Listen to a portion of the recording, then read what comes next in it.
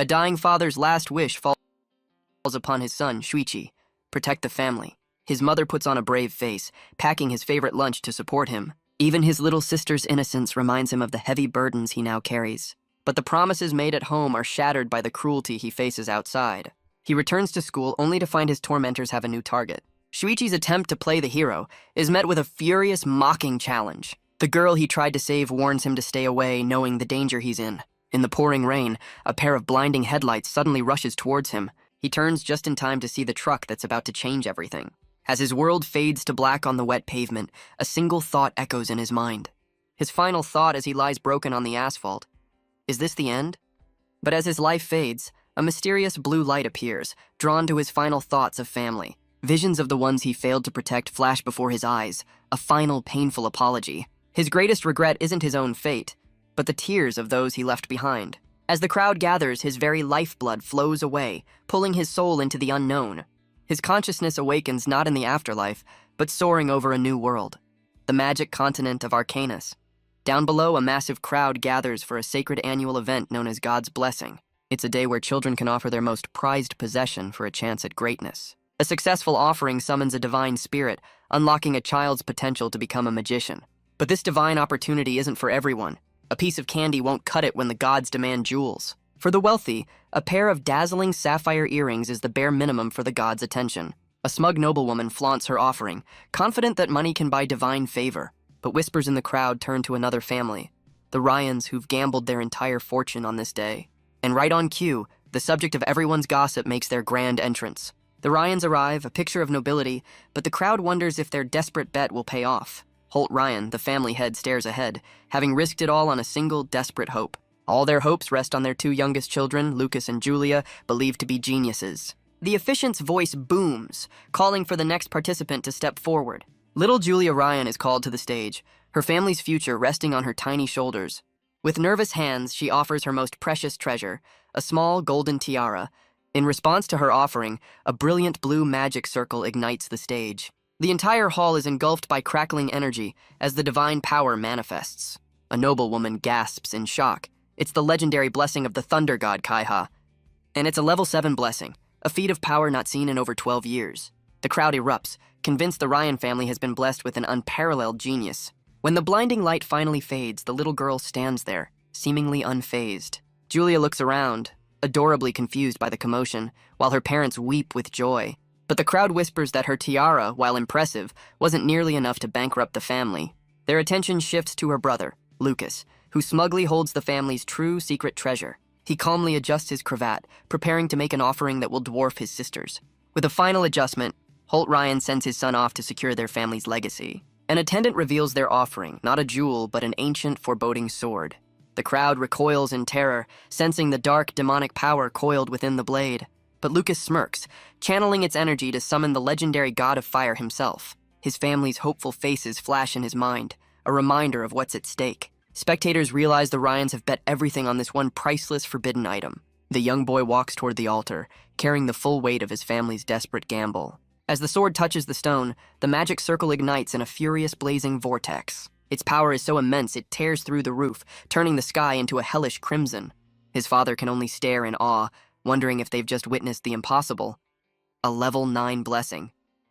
The hall's torches blaze uncontrollably, feeding on the raw magical energy. A fiery maelstrom explodes from the altar, threatening to swallow the entire hall. But in the eye of the storm, Lucas stands unfazed, as if this inferno was made for him. The demonic sword levitates before him, its power now fully unleashed and waiting for a master. He looks down in confusion as a small flame flickers to life in the palm of his hand.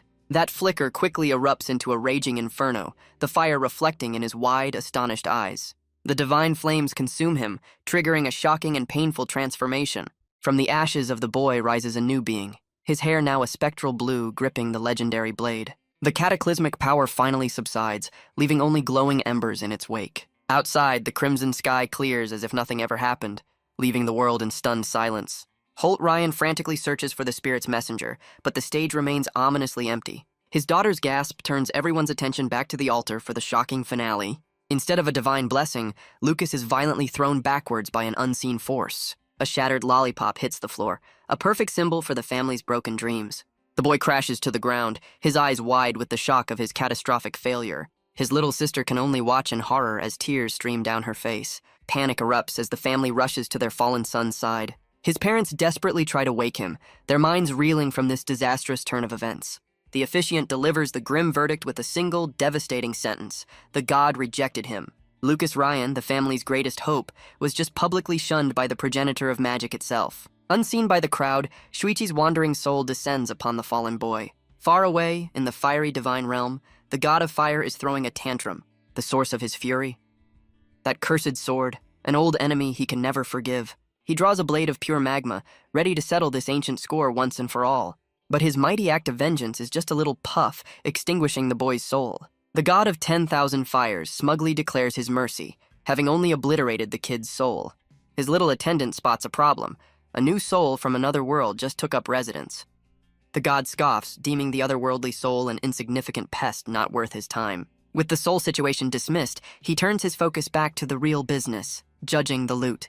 Down below, the rejected boy's eyes snap open, but the soul looking through them is no longer his own. But the fire god isn't the only one watching this cosmic soap opera unfold. Far away, in the heavenly source cave, the god of martial arts senses a disturbance. His eyes flare with divine light as he pinpoints the source of his irritation, and what he sees makes him scowl in utter disgust. With a single deliberate step, he prepares to make his presence known. He stomps his foot, and the very fabric of his divine realm cracks under the pressure. This isn't just a tantrum, it's a declaration of war against the heavens themselves.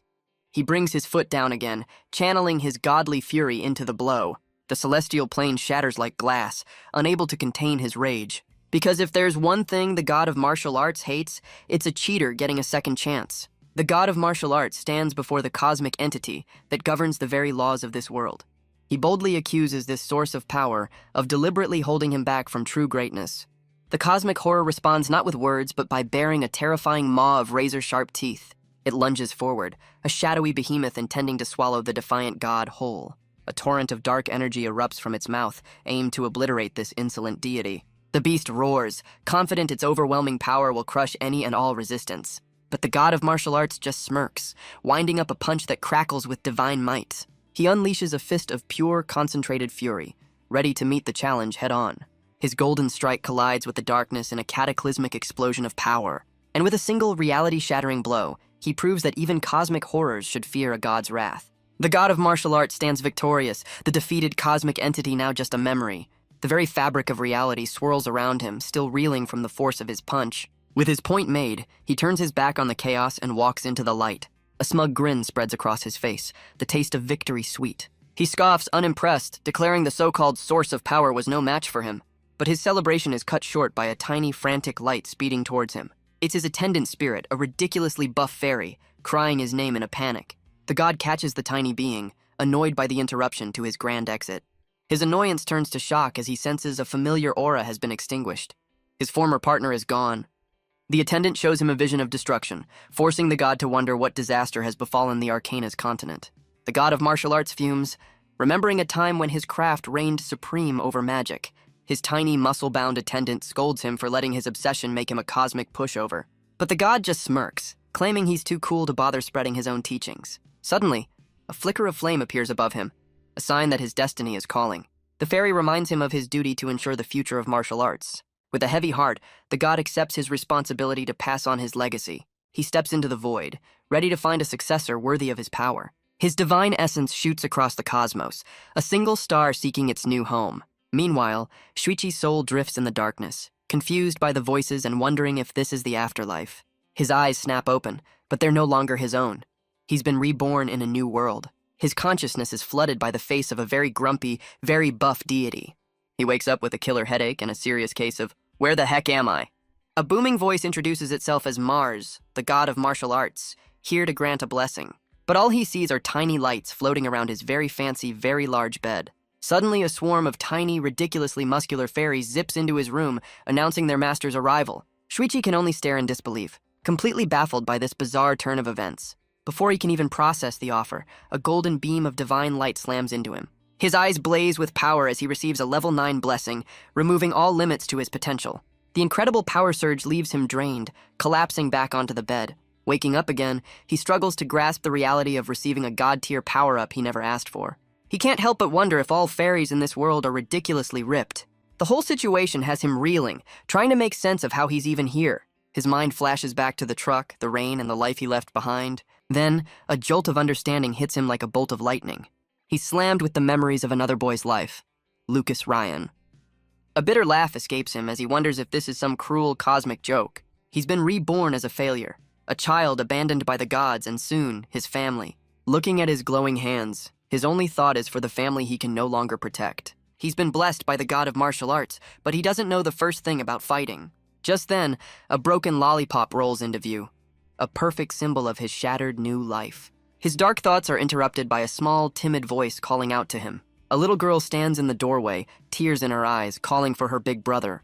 Her tiny face is a mess of tears, heartbroken over her brother's supposed fate. Shuichi jolts up, pulling the crying child into a sudden protective embrace. She sobs that she was terrified, having heard whispers that he might never wake up again. He gently comforts her, realizing this is Julia, the sister of the boy he now is. A wave of guilt hits him. Her tears are for a brother whose soul has already vanished. He makes a new promise to protect this family, putting his faith in his newfound power. As the sun rises on a new day, it brings with it a glimmer of hope. The scene shifts to a grand altar, hinting that his new journey is about to truly begin. Meanwhile, in a dark, forgotten corner of the cosmos, a stone angel stands watch. But this sacred place is tainted, as the statue begins to weep tears of blood. The divine figure cracks and bleeds, a chilling omen of a forgotten evil. Its holy form dissolves into a pool of darkness, consumed by a malevolent force. From the shadows emerges a mysterious woman, confirming her ancient enemy has finally vanished. She wonders if the god is truly gone or has simply fled to another realm. The battle has left her drained, a glowing sigil on her chest the only sign of her remaining power. Though weakened, she floats amidst the chaos, a queen surveying her ruined battlefield. But a sinister smile reveals her true goal. With her rival gone, world domination is back on the table. The story then jumps forward 9 years, returning to the now prosperous Ryan estate.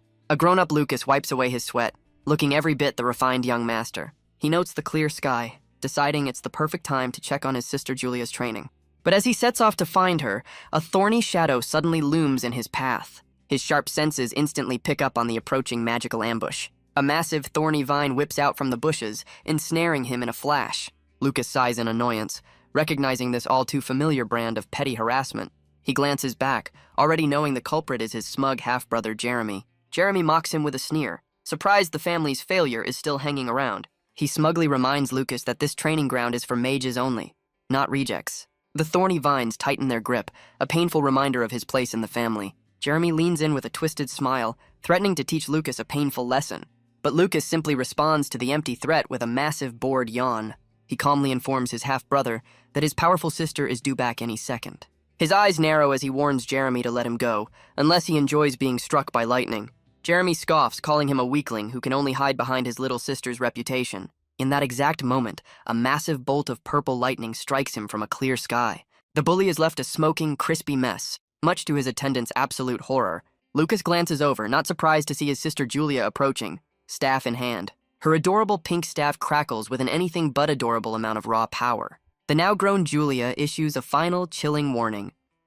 Mess with her brother again, and she won't hold back. Julia puffs out her cheeks, clearly unimpressed with the bully's pathetic attempt. She steps forward, staff at the ready, promising to free her brother from the thorny mess.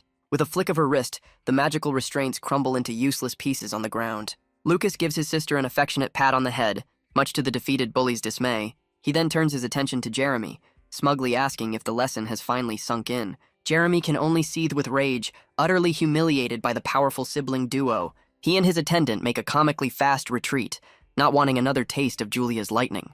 Lucas notes that she went easy on him, a fact that only highlights her immense control. But Julia questions why he hides his own strength, reminding him their secret power is safe with her. He just smiles, playfully calling her his shield, a role she happily accepts. Lucas looks on, his confidence a stark contrast to the failure everyone thinks he is. His mind drifts back 9 years, to the day his new life truly began. He recalls waking up to his father, fully expecting to be disowned for his public humiliation. But what happened next was the last thing he ever expected. Instead of a cane striking him, it clattered harmlessly to the floor. His father pulled him into a tearful embrace, simply grateful his son was alive. The unexpected affection left the newly reincarnated boy completely stunned. Though a busy knight commander, Holt Ryan proved he was a father first. When Lucas chose the path of martial arts, his father sent a letter full of support. He even pointed him towards a secret book in the armory to kickstart his training. He remembers venturing into the mansion's dark, forgotten corners, guided only by a single candle. His father's letter was the spark he needed to finally set his secret plan into motion. Back in the present, the maids are in a tizzy, searching for the young master who's vanished yet again. They gossip openly, certain the magicless boy will be kicked out of the family any day now. Their conversation is cut short by a sudden, powerful tremor that shakes the entire estate. The maids just shrug it off as earth magic practice, completely oblivious to the real source. But deep underground, a fist smashes into solid rock, the true cause of the mysterious quakes. It's young Lucas catching his breath after another grueling session of secret training. He looks down with satisfaction at the hidden archives he's painstakingly carved out of the earth. For 6 long months, he dug this secret training ground, a 4-part sanctuary to hone his true power. He meticulously planned his secret base with a training area, study, and storage. But what's the last room? Turns out even a future martial arts master needs a bathroom, even if it's a hand-me-down tub. For years, this hidden sanctuary became the stage for his relentless daily training. Now, his secret lair is fully equipped, a testament to his dedication and hard work. His training always begins with a very specific and very bright ritual. He prepares a mystical concoction, a bubbling purple brew that seems almost alive. After a hard workout, he soaks in the medicinal bath, the first step to mastering magical martial arts. For 3 years, he's followed the forbidden teachings of a book he found, Chaos Alchemy. The results are staggering. He boasts that a level 5 magic attack can't even leave a mark. With his defense now impenetrable, he turns his focus to the other side of the coin, his offense. He grabs a sword, ready to test his skills against a training dummy. With a firm grip, he prepares to unleash the blade's full potential. In a blur of motion, he unleashes a flurry of strikes, dicing his target with blinding speed. His eyes gleam with focus, each movement calculated and precise. But mastering one weapon isn't enough. He moves on to the spear. He lunges forward, channeling his energy into a single devastating thrust. The training dummy is covered in a web of light, a testament to his relentless assault. His final strike is so powerful it reduces the dummy to nothing but dust. His spear technique hits level 4, but he's far from satisfied with his progress. After 9 years of steady growth, he admits one thing still weighs heavily on his mind. He knows that to surpass their limits, martial artists must achieve enlightenment. But that path is so brutal, most abandon it for the easier road of magic. Lucas, however, faces this challenge with a smirk, because he's different. He takes a breath, focusing all his power into a single, clenched fist. His eyes flash with a resolve that defies all known limits. With a single punch, he unleashes his raw, untamed power. The training dummy doesn't just break, it completely disintegrates under the force. He stands unfazed amidst the destruction, his training far from over. His berserker's explosive fist technique effortlessly reaches level 5, because for some reason, the walls that stop others have never even appeared for him. He realizes his limitless potential isn't a fluke, it's the level 9 blessing from the god of martial arts himself. His deep meditation is interrupted by the chiming of the clock. It's 6 o'clock. Lucas notes that it's time for a rare family dinner, as his father Holt is finally home. As evening settles over the estate, the entire Ryan household prepares for the master's return. Dressed for the occasion, Lucas makes his way to the dining hall for the long-awaited reunion. The doors swing open to a tense family gathering, though his sister Julia greets him with a cheerful wave. His father, Holt, cuts straight to the point, noting it's been 6 long months since they last spoke. Lucas maintains a calm and respectful demeanor, simply replying, "Yes, father." Holt drops a bombshell. He's enrolled Lucas in a new martial arts program at the Magic Academy, much to Jeremy's disgust. With the entrance exam just a week away, his father urges him to prepare, confident his son will succeed. Lucas calmly thanks his father, playing the part of the perfect, grateful son. But inside, he knows he must hide his true power to avoid unnecessary trouble. He raises a hand, ready to formally accept his father's challenge. But Julia suddenly chimes in, declaring she wants to enroll in the Magic Academy too. Holt gently tells her she's too young, but she counters that the elite track has no age limit. She then drops her own bombshell, presenting a sealed invitation from the academy. Her father's skepticism turns to shock as he inspects the official seal. He proudly announces that her talent is already legendary, a true genius for House Ryan. The happy family moment is lost on Jeremy, who stews in silent, bitter jealousy. He can't believe his father is praising Lucas, terrified his own reputation will be tarnished by the family loser. Jeremy's tantrum is cut short by a gloved hand grabbing his sleeve. His mother, Jessica, yanks him back, telling him to get a grip. She coolly reminds her son that there's no reason to panic over a little competition. With a wicked smile, she points out that the family failure still has to pass the exam. Her condescending smirk promises that she has a plan to make sure he doesn't. 1 week later, the siblings stand before the academy gates, ready to depart. Their mother bids them a tearful farewell, her worry evident. She presses 2 lucky coins from their father into Lucas's hand for good luck. A flashback reveals the coins are ancient relics, a gift from Holt to his son years ago. But Lucas recognizes the face on the coin. It's Mars, the buff god who gave him his power. He remembers his parents' words, telling him to always keep the coin as a good luck charm. Lucas smiles, feeling incredibly fortunate to have a loving family in both his lives. With a confident grin and his sister's cheerful salute, they finally set off for the academy. Hours later, their carriage stops for the night as dusk settles over the forest. Under the light of the full moon, their small party sets up camp in a quiet clearing. Their attendant explains they're just one day away from the Allen Academy of Magic. Julia's eyes sparkle with curiosity, eager to know what adventures await in Daku Town. Their attendant mentions the town's famous magic dodgeball tournament, much to her delight. He also tempts her with tales of Daku Town's legendary gourmet food scene. Lucas can't help but tease his sister, who's already drooling at the thought of all the snacks. But the peaceful night is shattered as Lucas's ear twitches, picking up a distant sound. His enhanced senses lock on to 13 riders approaching fast from 2 kilometers out. He casually asks their attendant about bandits, who dismisses the idea as highly unlikely. But Lucas knows his chaos alchemy training hasn't failed him. This is no mistake. He glances at his oblivious sister, knowing their small party of 5 is in serious trouble. Lucas stands abruptly, warning everyone to prepare for the high-speed approach of a mysterious group. His companions can only stare in confusion, unable to hear a thing in the silent forest. But a hand tightens on a sword hilt, signaling the time for questions is over. Their attendant barks orders, telling his men to draw their weapons immediately. He may not know how the boy sensed the danger, but he's not about to ignore the warning. A gang of ruthless bandits thunders through the forest, led by a scarred man with an eye patch. The attendant can only stare in disbelief, realizing the boy's impossible warning was dead on. Their leader cackles, knowing this road is a goldmine of rich nobles heading to the academy exams. His greedy eyes land on the siblings, already calculating the high price they'll fetch on the black market. Sir Fordon draws his sword, furiously reminding them of the price for laying a hand on nobility. But the bandit boss just scoffs, ordering his men to eliminate the guards and capture the kids. The guards rush to their commander's side as the outlaws charge in for the attack. With a smug grin, the bandit leader raises his blade, ready to claim his prize. Steel clashes against steel as the desperate battle for survival erupts in the quiet clearing. The royal guards fight back fiercely, managing to unhorse one of the charging bandits. The bandit leader's face twists in fury, realizing these nobles aren't going down without a fight.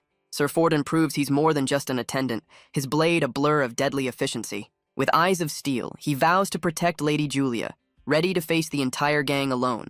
He charges forward, a one-man army carving a path through the stunned outlaws. The loyal knight urges Lucas to take his sister and flee, prepared to sacrifice himself. Lucas is taken aback, not by the danger, but by the man's unwavering devotion. But the tide turns in an instant as a fiery explosion engulfs the remaining guards. The bandit leader smirks, revealing a powerful mage in their ranks, much to Fordon's horror. Outmatched and desperate, Fordon screams for the children to escape into the forest. His final command is cut short as a blade strikes him down, his loyal service coming to a tragic end. Lucas screams in horror as their loyal attendant is struck down before his very eyes. Sir Fordon falls, his body pierced by a bandit's cruel blade.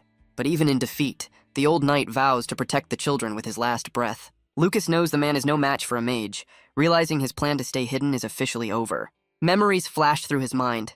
Fordon wasn't just a guard, he was family. A single thought burns through him.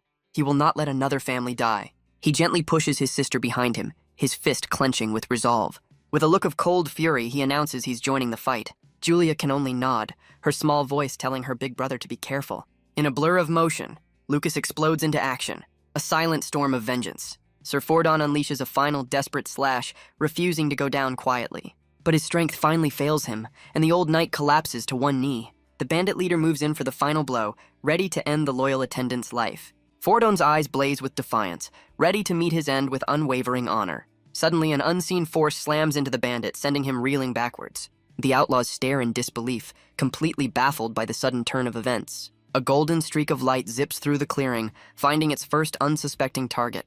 The magical projectile strikes with pinpoint accuracy, a blur of light and shadow. In a flash, the bandit is disarmed, his weapon clattering uselessly to the ground. Lucas's hand glows with a fiery aura, revealing the source of this incredible power. He casually reveals his Gale Strike is already level 4, making these bandits little more than target practice. The remaining outlaws cry out in confusion as their comrades are instantly taken down. Their mage grits his teeth in disbelief, realizing his entire squad was neutralized in a flash. Enraged, the bandit leader unleashes his final spell, determined to take the old knight down with him. A massive fireball hurtles towards Sir Fordon, who is too weak to even attempt an escape. The loyal knight closes his eyes, content that his sacrifice will ensure the children's survival. With a final relieved smile, he accepts his fate, grateful for the mysterious intervention. But in a flash of light, Lucas appears before him, ready to intercept the deadly attack. He leaps into the air, a human missile aimed directly at the incoming inferno. Sir Fordon can only watch with tears in his eyes, stunned by the boy's impossible bravery. Sir Fordon can only stare, whispering, "Master," as Lucas stands wreathed in a golden aura. The bandit mage is stunned, realizing his powerful fireball was completely neutralized. Refusing to accept defeat, the mage channels his power for a final desperate attack. But Lucas's eyes glow with golden light as he delivers a simple, chilling verdict. It's over. He unleashes his berserker's explosive fist, a single blow that engulfs the mage in pure power. Lucas lands gracefully as the bandit is sent flying, his reign of terror ending in a flash. The old knight is left speechless, unable to comprehend the impossible feat he just witnessed. Lucas turns back with a cheeky grin, casually remarking that he might have a knack for this fighting thing. The remaining bandits can only weep in terror, their formidable leader taken down by a child. Sir Fordon grabs the boy, his mind reeling as he demands to know the source of this unbelievable strength. Their victory celebration is cut short as a dark presence suddenly emerges from the shadows. The defeated bandit transforms into a horrifying skeletal monster of pure malice. Its single glowing eye locks onto them, radiating an aura of pure, unadulterated hatred. The creature bears a set of razor-sharp teeth ready to tear them apart. Its reflection shows its next target, as a single word begins to form in its throat. The monster lets out a blood-curdling roar, its murderous intent echoing through the forest. Lucas grits his teeth, realizing this is no ordinary bandit he's dealing with. His only thought is to protect his sister from this nightmare, vowing to end it fast. He unleashes a powerful attack, his movements a blur of focused energy. With a flying leap, Lucas brings his full power down on the monster's skull. His fist connects with a ground-shattering impact, but the monster barely flinches. The creature retaliates with a shadowy claw, grazing his cheek in the close-quarters brawl. But Lucas is just getting started, slamming a fist into the ground to unleash a new technique. A wave of dark energy erupts, sending the remaining bandits flying. In an instant, the entire gang is bound by shadowy chains, completely neutralized. Lucas turns back to the real threat, a grotesque monster of chains and rage. A strange, glowing sigil on its forehead pulses with dark, controlling energy. He realizes this isn't just a monster. It's a puppet controlled by a necromancer. The creature lets out a guttural roar, its body beginning to swell and transform. It morphs into a massive, shadowy beast, dwarfing him as it prepares to strike. He decides if brute force won't work, he'll just have to get creative with his power. Lucas unleashes a flurry of strikes, targeting the monster's glowing weak point. His fists become a blur of golden light, hammering the beast with relentless precision. With a look of pure focus, he channels all his energy into one final, decisive blow. He unleashes his explosive aura palm, aiming to shatter the sigil controlling the monster. A brilliant column of golden light erupts, overwhelming the creature's dark magic. The monster can only roar as its power source is completely obliterated by the attack. As the sigil shatters, the dark magic holding the creature together begins to unravel. Lucas stands victorious as the shadowy beast dissolves into nothingness behind him.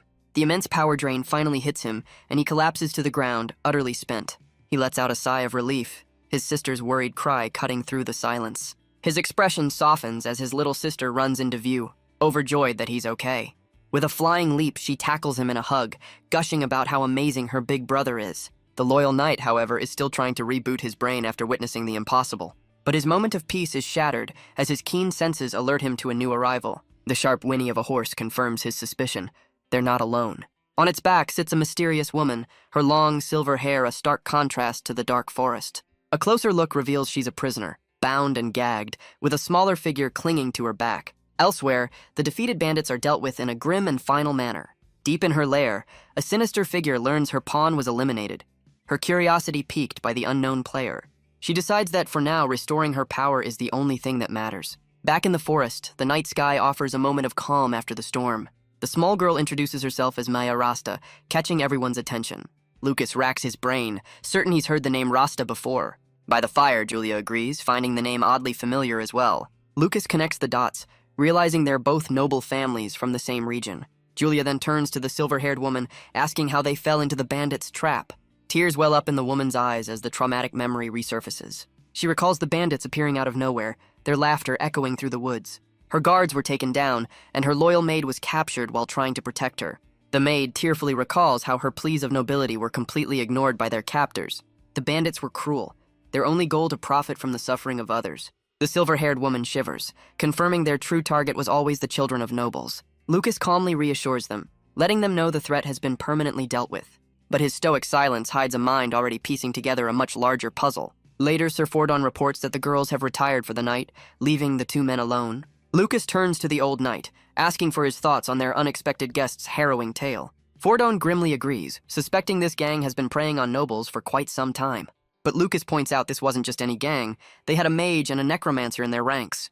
The old knight's eyes widen, the horrifying implications of that statement finally sinking in. Lucas concludes that a terrifying demon is pulling the strings from the shadows. Sir Fordon vows to report this, hoping to forge an alliance with the powerful Rasta family. As marshmallows roast, Lucas offers a suggestion to avoid any more unwelcome surprises. The next day, their arrival in Dacktown is met with Julia's outrage over their cancelled sightseeing plans. He explains that bandit allies could be lurking, making a direct trip to the academy the only safe option.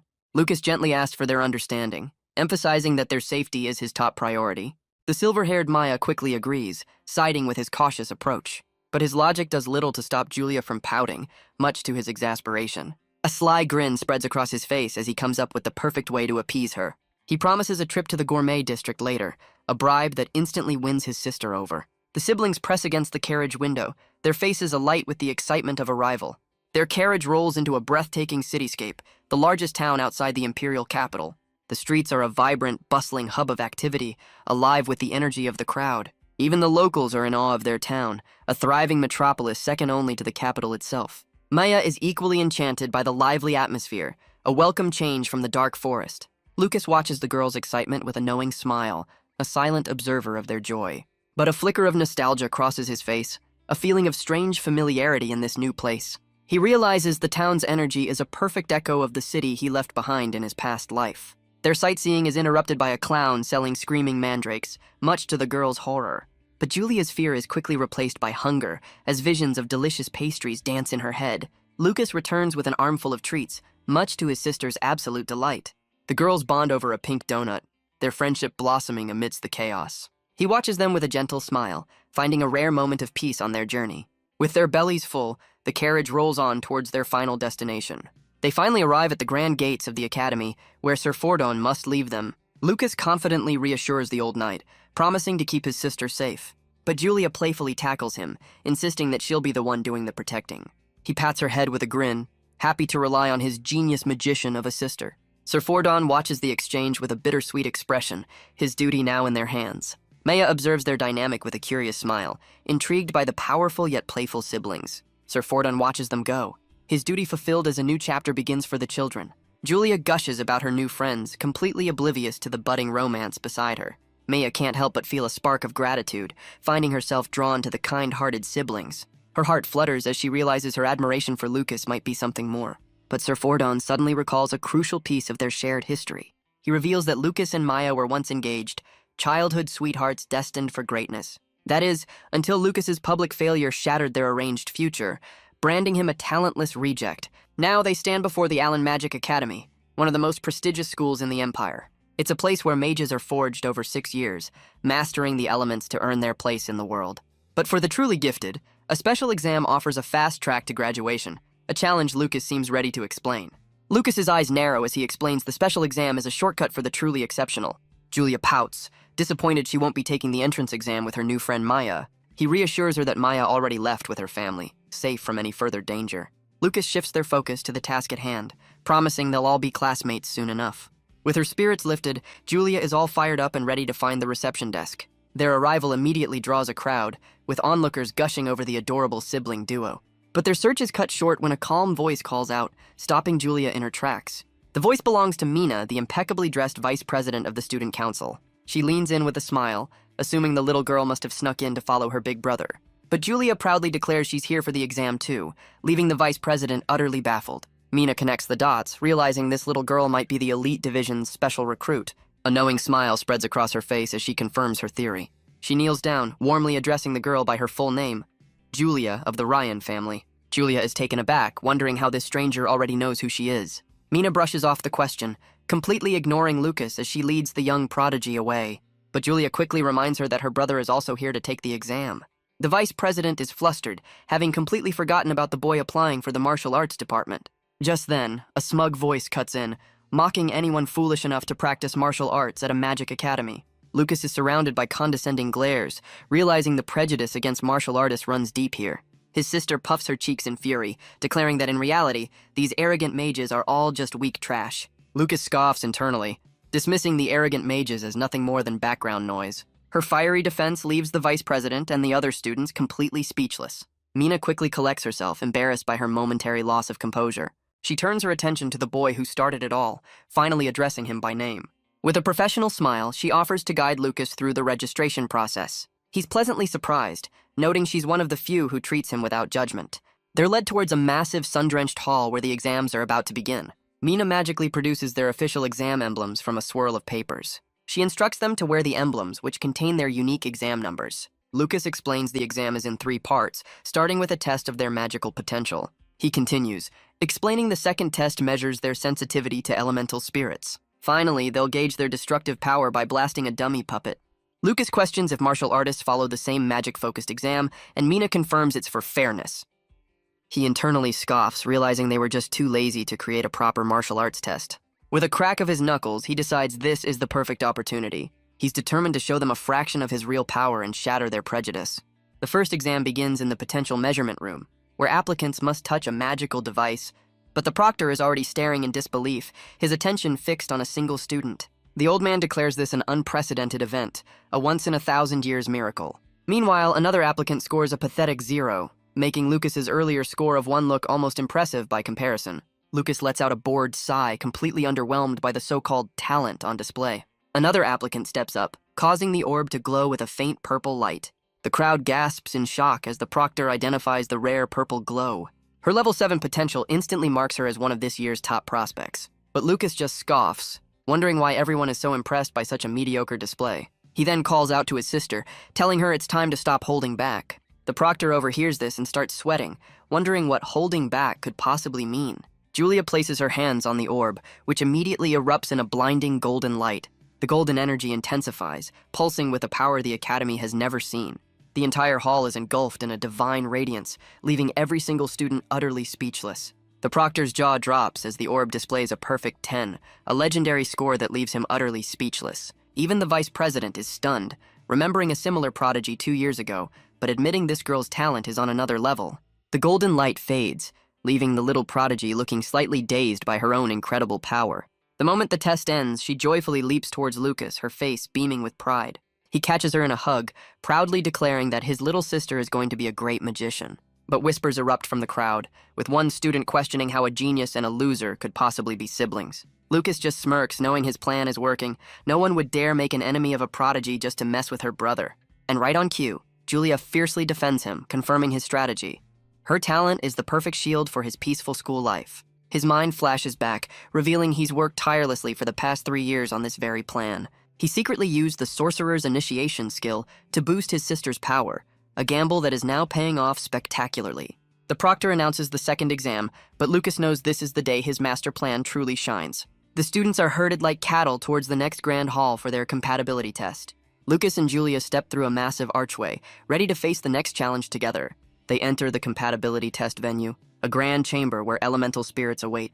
This test measures an applicant's affinity with the powerful spirits of fire, water, wind, and earth. But the moment the test begins, the other students can only stare in utter disbelief. Every single elemental spirit in the hall immediately flocks to Julia, ignoring everyone else. She stands in the center of the magical whirlwind, looking like a queen commanding her court. The other applicants are stunned, realizing she has perfect compatibility with every single element. Lucas just smirks, proudly thinking that his little sister's terrifying talent is all part of the plan. He internally celebrates his magician meridian art, a secret skill he created to boost his sister's power. The official results are in. Julia Ryan scores a 9.6, the highest compatibility in the entire exam. The proctor offers his congratulations, which she accepts with a dazzling, triumphant smile. But her victory lap is cut short as she senses the creepy, unwanted attention of the crowd. Suddenly, she's swarmed by shadowy figures, all desperate to befriend the new prodigy. Overwhelmed by the sudden fame, she runs straight to the safety of her big brother's arms. Lucas turns with a calm smile, asking his little sister what's bothering her. She clings to him, creeped out by the intense stares and admitting it's all a bit scary. He gently pats her head, explaining this is just the price of being a certified genius. Her fear turns to resolve as she realizes that to protect him, she must embrace her new strength. Lucas encourages his sister, deciding it's time to cultivate her courage along with her power. But his attention is caught by a pair of gossiping nobles in the background. They whisper that Julia's talent is wasted, being related to a talentless reject like him. They recall how the elemental spirits fled from Lucas the moment he entered the exam hall. The spirits didn't just avoid him, they looked at him with pure, unadulterated disgust. But one of the nobles recalls an even stranger event that happened right after. He claims a fire spirit literally tore its own arm off the second Lucas left the room. His friend scoffs at the idea, brushing it off as a simple mistake. Lucas overhears their entire conversation, a sly, knowing smile playing on his lips. He thinks to himself, surprised that anyone actually witnessed what he did during the exam. He realizes the spirit's disgust stems from the god of fire's ancient petty grudge. The fire spirits were especially hostile, mocking him with childish taunts. As he tried to leave, one even had the audacity to spit a tiny flame at him. So he casually flicked a pebble, a simple gesture to put the tiny terror in its place. Lucas scoffs, deciding a mere servant of the fire god has no right to act so arrogantly. With the compatibility test over, he takes his sister's hand and leads her to the final exam. He smirks, telling Julia he won't get serious, since he plans on her being his shield. They arrive at the final venue, a massive arena for testing raw destructive power. Their targets are an army of gleaming metal dummies waiting to be obliterated. Hand in hand, the siblings walk towards the final stage, ready to end this exam with a bang. A jealous student plans to vent his frustration on a dummy, but his friend worries the new prodigy will break it first. The bully scoffs at the idea, declaring it's impossible for a little girl to destroy the target. These dummies are made of special metal, enchanted to withstand all but the most powerful curse-class attacks.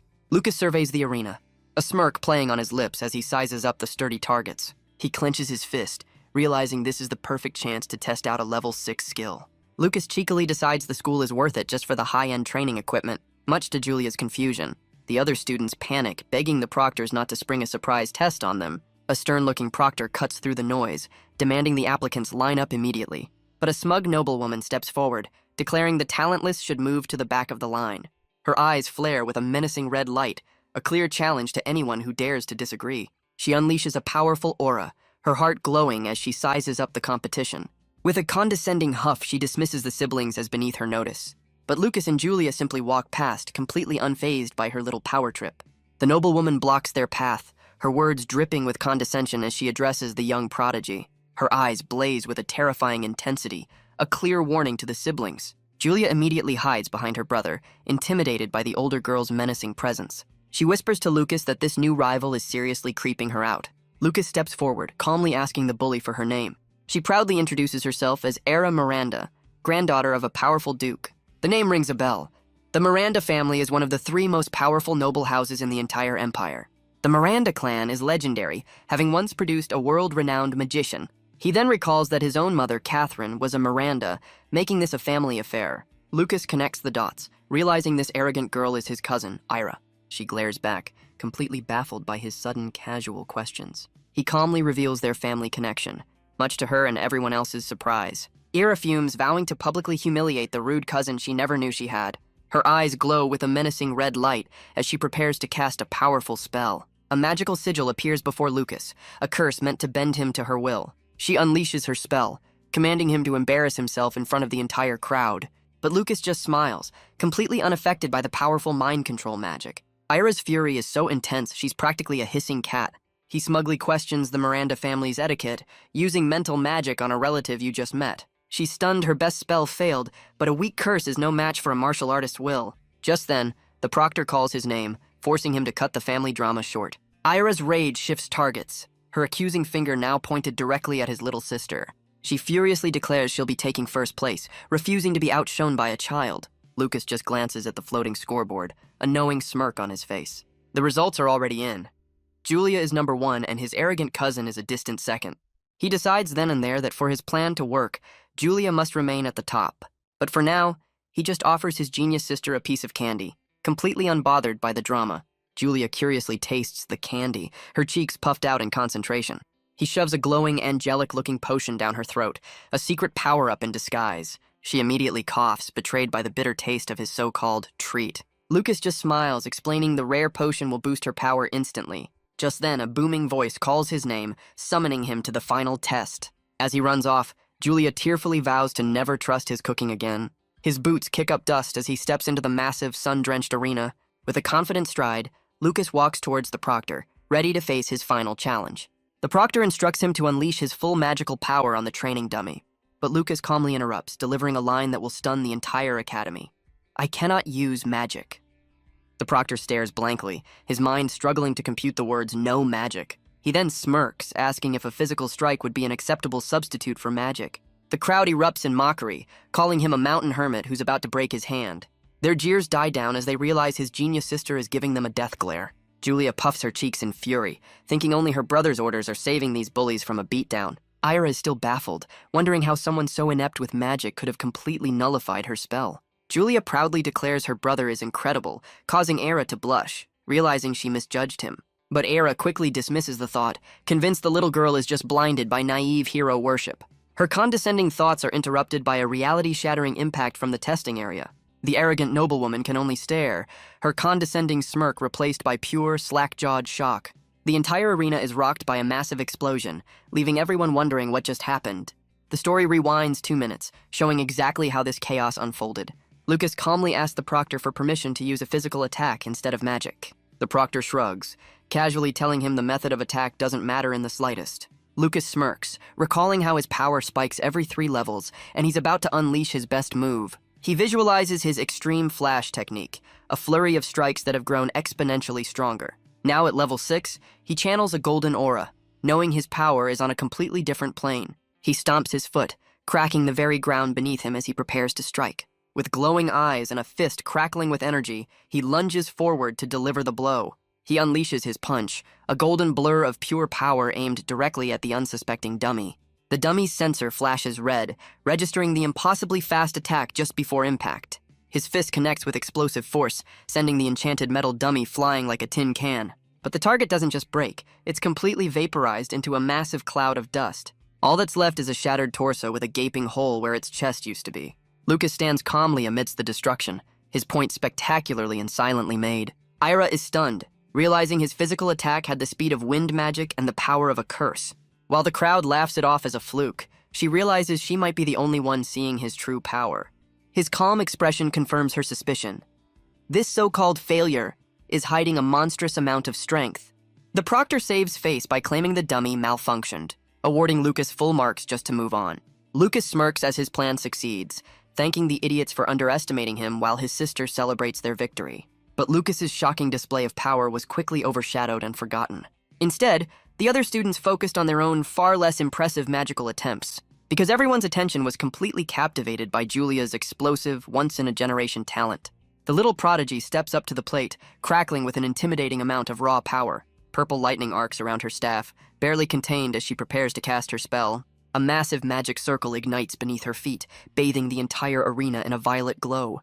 With a powerful shout, she unleashes her ultimate attack, the legendary Lightning Descent. A colossal bolt of crimson lightning smashes into the dummy, a spectacle of pure destructive force. Onlookers gasp in awe, recognizing the rare red lightning, a power just one step below the divine. The other students are left completely speechless, humbled by the special admission prodigy's overwhelming power. But the sheer force of her own spell sends Julia tumbling to the ground, much to the crowd's confusion. She looks up, dazed and confused by the incredible power she just unleashed. The dummy's sensor flashes a near-perfect score of 9.5, solidifying her legendary status. Lucas internally admits even he was shocked she managed to summon the legendary red lightning. Julia realizes her power felt different, more alive than the purple lightning she's used to. He feigns a proud tear, playing the part of the supportive big brother perfectly. But a smug grin reveals his secret. He gave her a power-boosting pill without her knowledge. The story explains that mages practice their own pharmaceutical art, known as potion brewing. Martial artists, however, practice a different craft called pill refinement. While potions need a medium, refined pills work directly on the body, a far more potent method.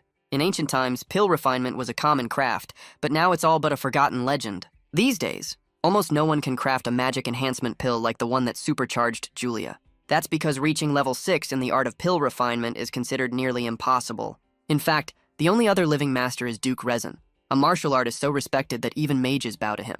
Lucas realizes his secret skill is a double-edged sword. If anyone finds out, his peaceful life is over. With the exams finally over, the siblings wait for their results under the academy's bright, sunny sky. Julia fidgets on a bench, but Lucas calmly tells her they'll know their class placements soon enough. A familiar voice suddenly calls out their names, startling the young prodigy. It's Mina, the student council's vice president, waving them over with a friendly smile. Lucas approaches her, wondering what business she could possibly have with them now.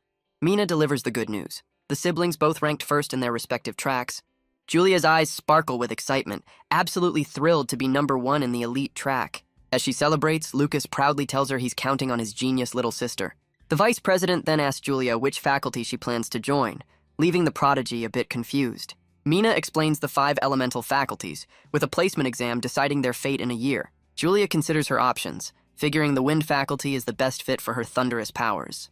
The vice president gets a little too excited, already trying to recruit the prodigy for her own faculty. Lucas internally smirks, realizing the talent scouting has already begun. Mina offers to escort Julia to the girls' dorm, and the little sister waves goodbye to Lucas. With his sister in good hands, Lucas turns his attention to his own destination, the martial arts department. A crowd gathers as the class placements are announced, with Julia's top rank being no surprise. The glowing results board confirms the prodigy's victory, with everyone else just background characters in her story. But his cousin Era seethes in the distance, vowing to crush the Ryan siblings and reclaim her top spot. Lucas, however, walks a different path, heading towards the forgotten corner of the academy. He arrives at the martial arts department, wondering if the dilapidated building will collapse if he breathes too hard. The place is a complete ruin, a perfect reflection of how the academy views its martial artists. He smirks, figuring this rundown dump is the perfect place for a quiet school life. His hopes for peace are instantly shattered by a ridiculously cheerful senior who knows his name. The stranger introduces himself as Kai Taroy, welcoming the new top student with a blindingly bright smile. But as Kai shakes hands with thin air, Lucas realizes this department might be even weirder than it looks. Kai gushes over Lucas's exam performance, but the new top student just plays it cool, claiming it was luck. The dorm manager hands over the keys, officially welcoming them to their new questionable home. They're roommates in room 205, a fact that has Kai way more excited than Lucas. The boys head upstairs, where the crumbling ceiling confirms their dorm is a certified dump. They navigate the grimy, forgotten halls of the martial arts department, searching for their room. They find their door, but a moody-looking student is already camped out front.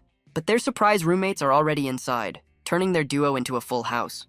The new guys, Collins and Sharp, introduce themselves seemingly friendly enough, but Kai's face drains of all color, his cheerful demeanor instantly replaced by pure terror. A quick look at their shared room reveals why.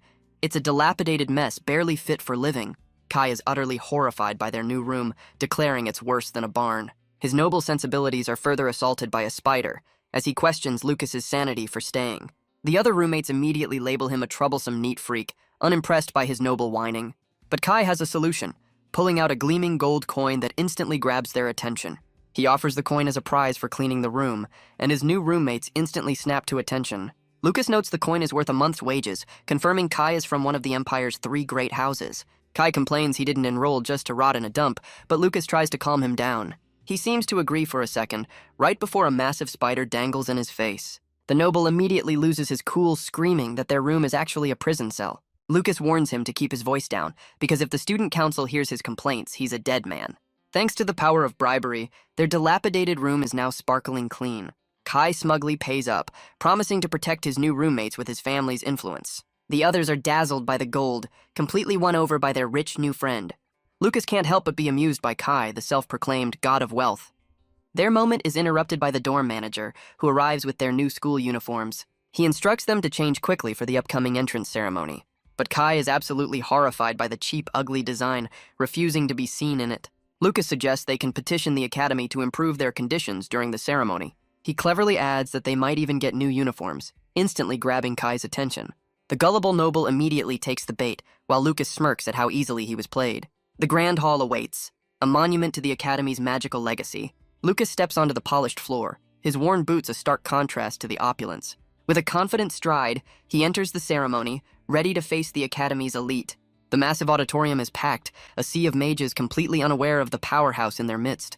Kai is impressed, but quickly boasts that this lavish hall is nothing compared to his family's estate. Lucas scans the crowd for his sister, and Kai points her out in the prestigious front row. Julia sits among the best, her dazzling new uniform marking her as the academy's top prodigy.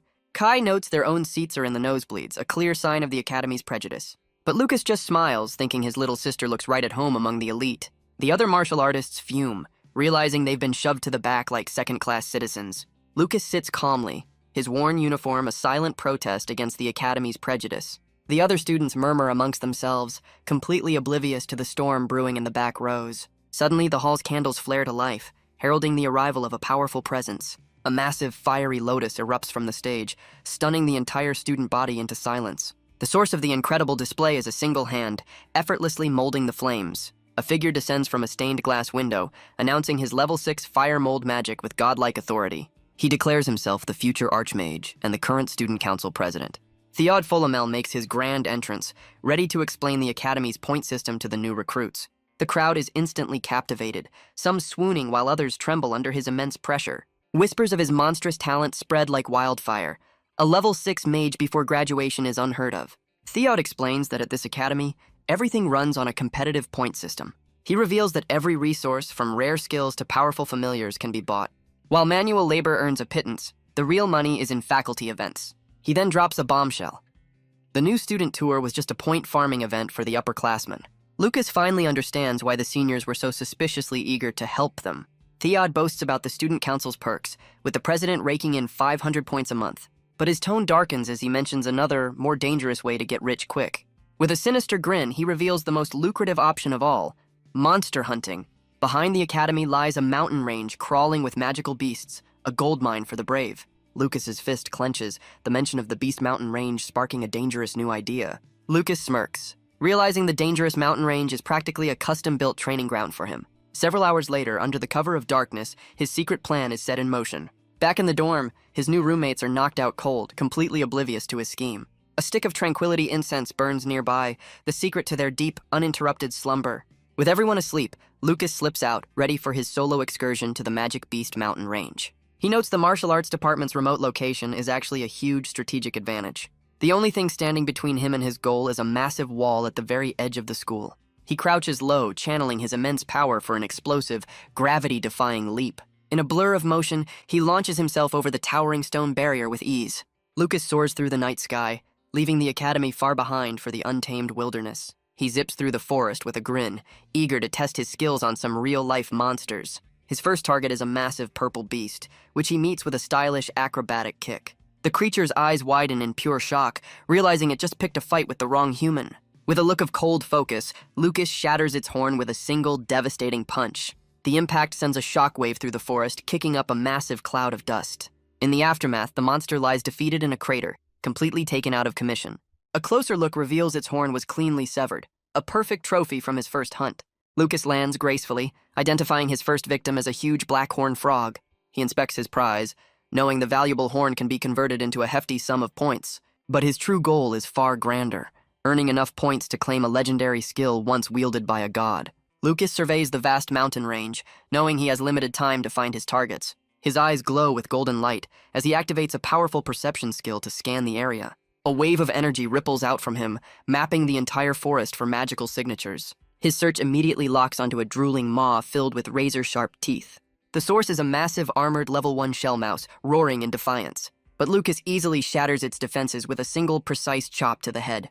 He calmly commands the beast to sleep, revealing a technique that neutralizes his foes. Next, he takes down a level 2 charging bat with a single overwhelming punch. A level 3 Magic Crest Leopard is no match either, as his fist sends a shockwave through its body. The entire forest echoes with the sounds of his one-man monster-hunting rampage. Lucas smirks, pleased with his huge haul of alchemy materials for point conversion. But as he drags his loot through the woods, he notices the forest has gone strangely silent. He crouches, realizing all traces of the smaller magic beasts have completely vanished. The eerie quiet can only mean one thing. A much stronger predator is lurking nearby. He activates his perception skill, sending out a golden pulse to pinpoint the new threat. His senses lock onto a powerful presence deep within the woods. He discovers a massive, dark cave, the lair of whatever scared off the other monsters. A sinister purple aura seeps from the cave, signaling a powerful and dangerous foe. From the darkness emerges a massive shadow wolf, with glowing purple eyes and a menacing growl. Lucas just grins, having found the apex predator he was searching for. He notes the beast is a kilometer away, and it's already sensed his presence too. Lucas drops his bag of loot, ready to face the powerful aura seeping from the cave. With a firm step, he lands before the monster's lair, ready for the showdown. His opponent is a massive level 6 Icefire wolf, a true apex predator. The beast's eyes crackle with purple energy, its snarl promising a brutal fight. But Lucas just smirks, wondering if he can use its territorial instincts against it. Without a hint of fear, He charges headfirst into the monster's den. With a confident grin, he clenches his fist, treating this deadly fight like a friendly match. He leaps into the air, his eyes glowing as he unleashes a powerful opening strike. The wolf retaliates, its massive clawed paw descending to meet his challenge head-on. The wolf unleashes a torrent of ice, but Lucas meets the blast head-on. He effortlessly forms a shield of solid ice, catching the beast's attack in his hand. The apex predator can only stare in disbelief, its ultimate attack completely neutralized. Lucas shatters the ice and slams it back into the wolf's face, a cold and calculated counter.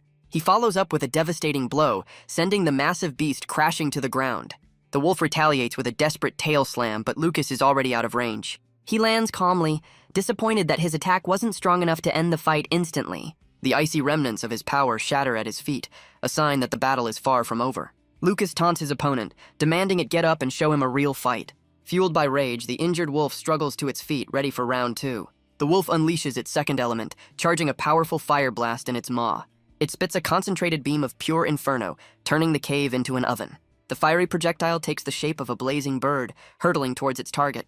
A massive explosion rocks the cavern, engulfing everything in a sea of flames. But the flames don't harm the beast. They transform it, turning its fur a ghostly white. The wolf lets out a pained howl, its new form crackling with untamed fiery energy. But Lucas has already moved, appearing behind the distracted beast in a flash. His eyes narrow with focus as he winds up a punch, channeling all his power into one fist. He unleashes a devastating blow, slamming his fist directly into the monster's side. The internal shockwave proves too much, as the apex predator is critically wounded from the inside out. The wolf is sent flying, a golden streak of power sealing its fate. It crashes hard into the cave wall, the apex predator now just a crumpled heap. Lucas notes its rare ability to wield 2 opposing elements so freely. But the beast isn't done yet, its eyes blazing with a final desperate fury. A closer look reveals a strange yin-yang pattern in its eye, a sign of its unique power. Lucas smirks, realizing this rare magic beast is an even bigger prize than he thought. He places a hand on its head, a gesture that seems more curious than threatening. The wolf musters its remaining strength, charging up a final combined attack.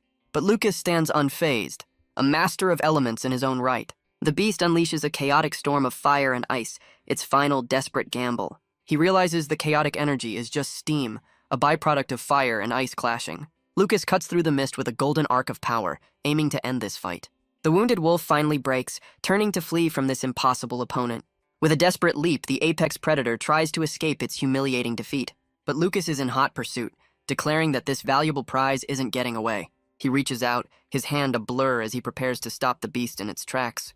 With a firm grip on its tail, he yanks the massive wolf right out of the air. He effortlessly slams the beast into the ground, proving size is no match for skill. Lucas smirks, already calculating the massive point payout this rare creature will bring, but his victory celebration is cut short as a sudden movement catches him completely off guard. The wolf is sent flying, its pained roar echoing through the cavern. Lucas lands with perfect composure, the cracked earth a testament to his power. But the beast retaliates, unleashing a massive inferno shaped like a fiery phoenix. Unfazed, Lucas leaps directly into the blaze, a human missile aimed at the monster's head. The wolf unleashes another desperate torrent of flame, trying to incinerate its opponent. But Lucas cuts through the fire, his voice booming with a single command. "Be still!" His fist smashes into the ground, unleashing a cataclysmic shockwave of golden energy. With a look of pure focus, he channels all his power into this one devastating blow. The entire cavern explodes in a blinding flash of light, shattering the very rock beneath them. The apex predator is caught in the blast, its final thought a question of its own mortality. Lucas decides he has no choice but to unleash his final desperate move. The wolf brings its massive paw down, aiming to crush him in a single blow. But in the aftermath, the apex predator lies defeated at his feet. From the fallen beast, Lucas extracts 2 glowing orbs of pure elemental energy. He realizes he's holding the wolf's legendary beast core, a source of immense power. This rare core is the very essence of the monster's life force and magical abilities. With the core in hand, he offers the defeated beast a choice: servitude or oblivion. He smirks, graciously accepting the powerful new subordinate into his service. This unexpected prize is a huge win. Even elite mages rarely tame a level 6 beast. But the proud predator now acts like a puppy, its will completely broken by his overwhelming power. He uses his own blood to forge a pact with the powerful elemental cores. The blood-infused orbs shoot towards their new host, sealing the deal. With a flick of his wrist, he sends the cores directly into the defeated wolf's maw. The beast swallows its own power, now bound to a new master. A voice echoes in his mind, and he realizes the taming ritual was a success. The once ferocious apex predator now sits before him like an oversized, obedient puppy. He's stunned to find he can now understand the beast's thoughts, a direct link to his new subordinate. Lucas gives his new pet a name, Uru, and the wolf accepts without question. He realizes that by taming the boss, he's just become the king of this entire mountain range. His new pet's eyes gleam, ready to lead its master to the spoils of its former territory. The once ferocious wolf now gives its new master an affectionate, slobbery nuzzle.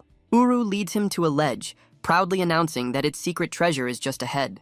The loyal beast guides him deeper into the cavern, its paws echoing in the darkness. Their path takes them past some sleeping cave dwellers, but Uru isn't bothered in the slightest. Lucas, however, is less than thrilled by the cave's overwhelming, pungent aroma. He's led to a massive hoard of bones, jewels, and even a perfectly preserved level 6 beast. Lucas practically drools at the sight, realizing he's just stumbled upon a literal mountain of treasure. But Uru corrects him, explaining this pile of junk isn't the real prize. The wolf then reveals its true treasure, a massive collection of high-level beast cores. It casually explains that it already ate all the fire and water cores for a snack. Lucas realizes his new pet is a certified powerhouse, having defeated at least 2 equals to level up.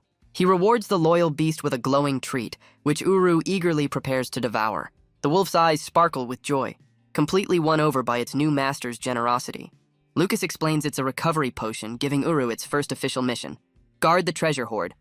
The newly named wolf accepts with gusto, thrilled to finally have a purpose. With his new subordinate on duty, Lucas turns his attention to the next phase of his plan.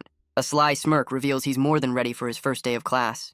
The scene shifts back to the academy as the sun rises on a new day. He casually strolls into the classroom, blending in with the other students. Despite his all-night adventure, a quick yawn is the only sign of his secret monster hunting spree. He recalls the wolf's interference, a minor hiccup in his all-night treasure hunt. 8 o'clock rolls around, but the classroom remains eerily quiet. The students stare at an empty podium, the silence stretching into awkwardness. His classmates start to murmur, questioning why their teacher is a no-show on the first day. Kai spirals, convinced the academy's prejudice is so bad they forgot to even assign a teacher. Their debate is cut short by the sound of heavy, stumbling footsteps approaching the door. A drunkard stumbles down the hall, kicking an empty bottle and cursing his life choices. The door swings open as a heavy book flies into the room, narrowly missing the students. While everyone else flinches, Lucas just smirks, completely unfazed by the dramatic entrance. The disheveled man finally introduces himself as Sigurd, their new teacher, and declares class has begun. Lucas's expression hardens, unimpressed by their new teacher's sloppy introduction. The man scrawls his name, Sigurd, on the board, barely bothering to face the class.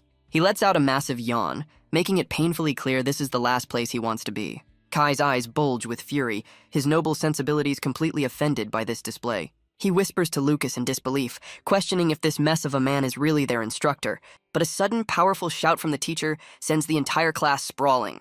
Kai is left completely bewildered, wondering what just prompted that outburst. Lucas, however, smirks, recognizing the lightning-fast movement hidden in the chaos. He realizes their drunkard teacher is actually a level 6 martial artist, a true hidden master. Sigurd begins roll call, his sharp eyes eventually landing on his top-ranked student. Lucas answers roll call, his mind drifting to a quiet girl he noticed at the ceremony. He remembers her name is Tishy, her calm demeanor making her stand out from the excited crowd. The teacher's voice drones on, calling out the next name on his list: Sharp. With roll call finally over, Sigurd snaps his book shut, ready to start his questionable lesson. He suddenly realizes he forgot the textbooks and appoints Tishy as class rep on a whim. Tishy is completely caught off guard, pointing to herself in utter disbelief. Their teacher just points back, confirming his lazy decision with a single glance. But Kai slams his desk, demanding a fair competition for the prestigious role of class rep. He grandstands about his wealth and status, certain he's the only one worthy of the title. His glorious speech is cut short by a textbook to the face, courtesy of their new teacher. Sigurd's hand gestures dismissively as he reminds the class of his rules. With a menacing glare, he snaps a piece of chalk, declaring that talking without permission is forbidden. He then promptly ditches class, ordering Tishy to hand out books for self-study. Tishy, however, is thrilled, seeing her new role as class rep as a chance to change her destiny. Kai nurses the lump on his head, whining about their abusive teacher, while Lucas just finds him odd. As Kai plots to get him fired, Lucas analyzes their teacher's posture, sensing a past injury. Lucas can't help but wonder just how powerful this man was before he got hurt. But when Kai pushes to report him, Lucas calmly shuts the idea down, much to his roommate's shock. Lucas just smirks, realizing a powerful teacher like this will make his school life far more interesting. Hours later, Kai is still fuming, complaining about their lazy teacher as they head to the cafeteria. Kai's rant is cut short by Julia, who happily runs towards her brother. Lucas gives his sister an affectionate pat, asking about her first day. She gushes about her amazing teacher, while Kai fumes that their department got the short end of the stick. Julia then asks if her incredible brother was chosen as the martial arts class rep. Lucas just smiles, casually telling her he wasn't the one chosen. He quickly changes the subject to food, and Julia's excitement is instantly reignited. But at this academy, even lunch isn't free. Everything runs on a strict point system. The cafeteria serves up a feast fit for a king, a delicious reward for those who can afford it.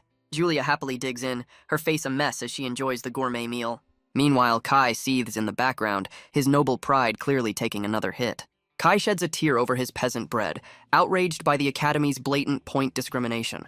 The cafeteria staff tells him to get lost, proving the prejudice runs deep at every level. She coldly informs him that talentless students just have to suck it up and save their points. Lucas munches on his sad slice of bread, feeling like he's lost all his basic human rights. But Julia arrives like a guardian angel, offering Kai a plate of gourmet food. Kai is moved to tears by her kindness, while Lucas finds his dramatic reaction a bit much. Their little lunch gathering is interrupted by a familiar figure approaching their table. It's Maya, their former damsel in distress, greeting them with a cheerful smile. She politely declines their lunch invitation, offering them homemade cookies as a thank you instead. Julia's eyes light up at the mention of sweets, eagerly accepting the delicious gift. Julia happily declares the cookies are delicious, giving all the credit to their talented new friend. Mia blushes, her shy smile clearly meant for the one person whose opinion she values most. But Kai swoops in, playfully demanding his share of the delicious-looking treats. He's instantly impressed, comparing them to his own family's legendary sweets before introducing himself. Mia politely introduces herself in return, as Kai teases Lucas for knowing such a beauty. Lucas keeps his cool, deciding now is not the time to mention she's actually his ex-fiancée. He sighs, realizing this crowded cafeteria is a minefield of past connections and future drama. His observation is proven right as two more familiar faces appear in the crowd. A girl with glasses approaches, greeting him with a nervous and slightly flustered hello. But their reunion is cut short as the student council president makes another ridiculously cool, fiery entrance. Lucas scoffs internally, unimpressed by the president's flashy, attention-seeking magic. But he overhears a secret. The so-called genius is faking his power with potions. Lucas munches on a donut, realizing the Academy's golden boy is nothing but a fraud. His thoughts are interrupted by a clumsy sound, a bottle clattering across the floor. Lucas's sharp eyes immediately lock onto the source of the disturbance. He spots their drunkard teacher, Sigurd, sneaking away from the cafeteria. A closer look reveals the man is crying, drowning some deep-seated sorrow in his drink. The teacher stumbles towards a secluded part of the academy, trying to be alone.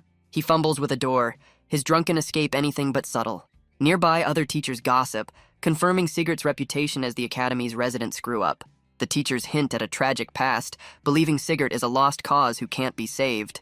Elsewhere, the academy's faculty meeting is off to a ridiculously lazy start. A blonde instructor looks on, clearly unimpressed by her colleague's unprofessional attitude. She closes her eyes, steeling herself for what's sure to be a pointless discussion.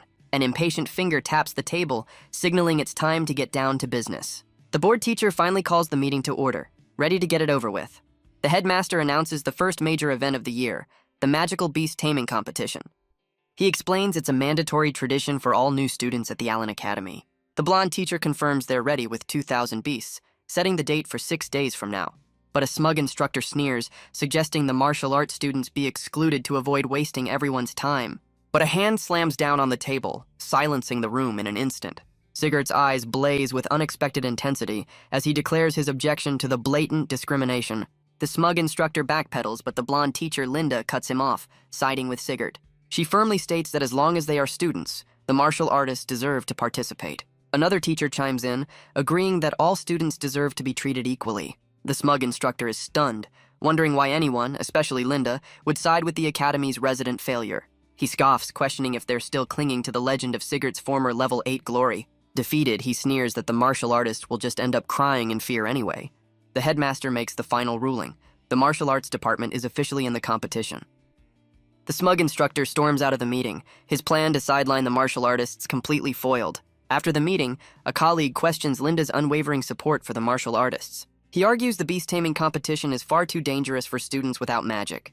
But Linda just smiles, knowing something about their teacher that the others have forgotten. She recalls a powerful lesson someone taught her a long time ago. It was Sigurd himself who declared that any student who fears a challenge has no place in his department.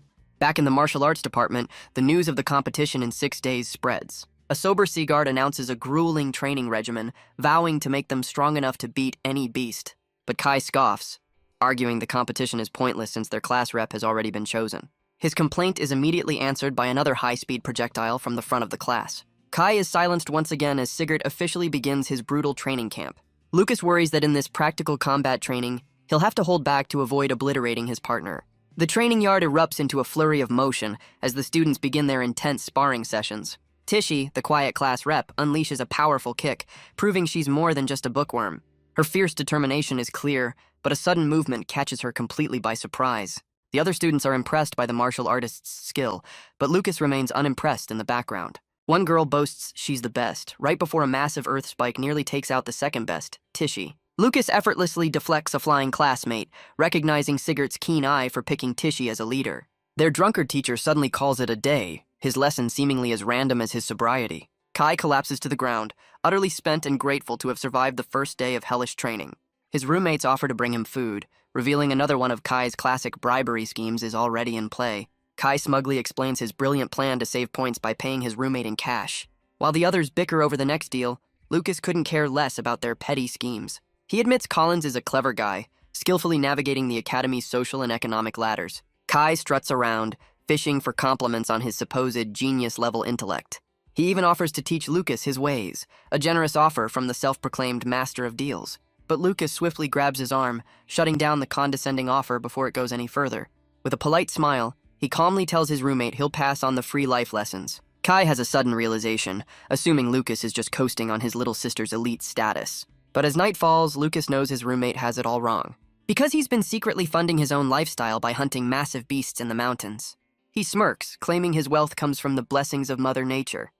His secret cave is the real source of his income, a hidden sanctuary in the mountains.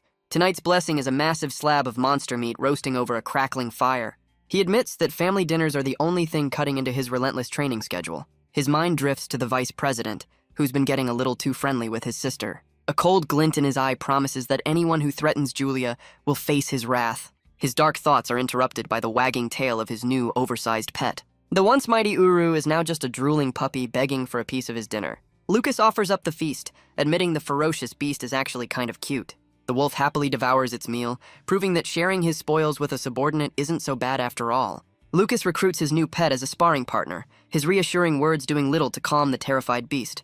But Uru's internal monologue reveals his master's definition of not hurting was a bit of a stretch. The story then shifts back to the grand Ryan estate, bathed in the soft light of the moon. Outside, Lucas's mother Catherine sits alone, her thoughts clearly miles away with her children.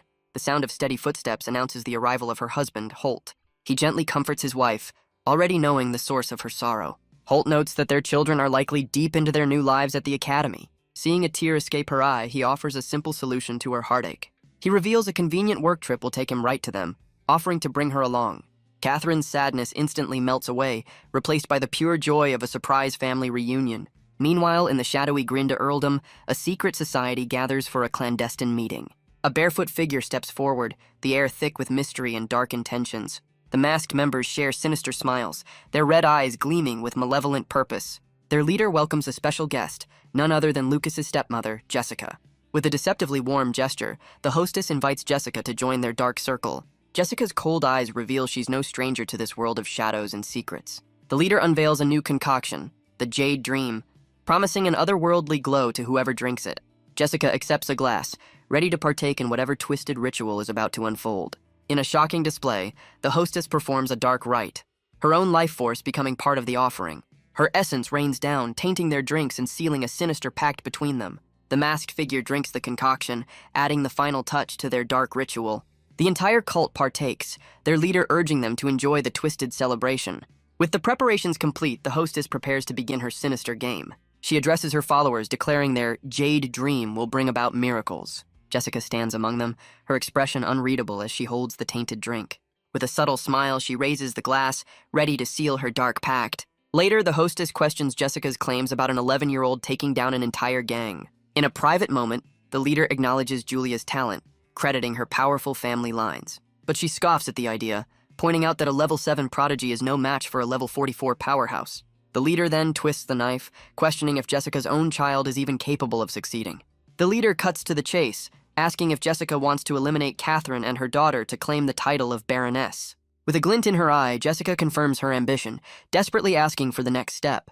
A sinister smile spreads across the leader's face, her dark plan already in motion. She conjures a glowing purple sigil, offering Jessica the power to make her twisted dreams a reality.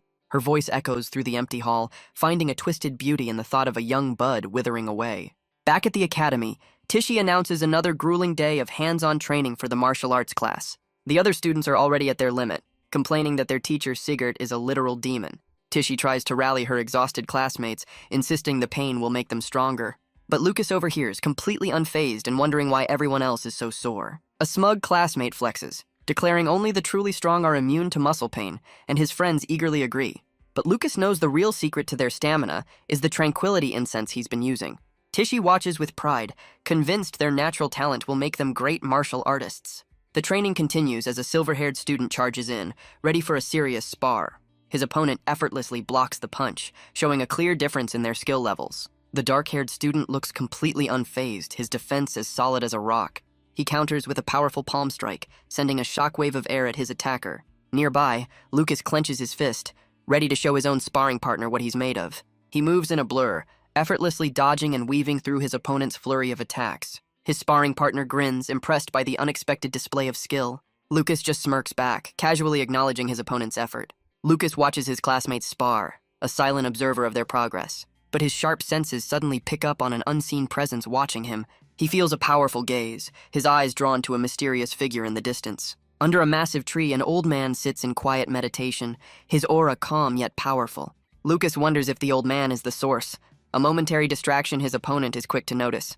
His sparring partner sees an opening and unleashes a powerful punch, hoping to catch him off guard. But Lucas effortlessly dodges the attack, sending his opponent to the ground with a swift counter. His opponent springs back up, demanding a real fight without any more distractions. Lucas just smirks, getting back into his stance, ready to give him the fight he's asking for. Meanwhile, the mysterious old man walks away with a knowing chuckle, his observation complete.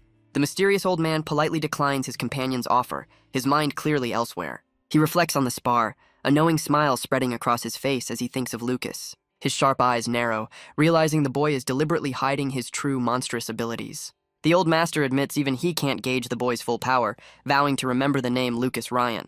Hours later, with the grueling training finally over, Lucas heads out with a new plan in mind.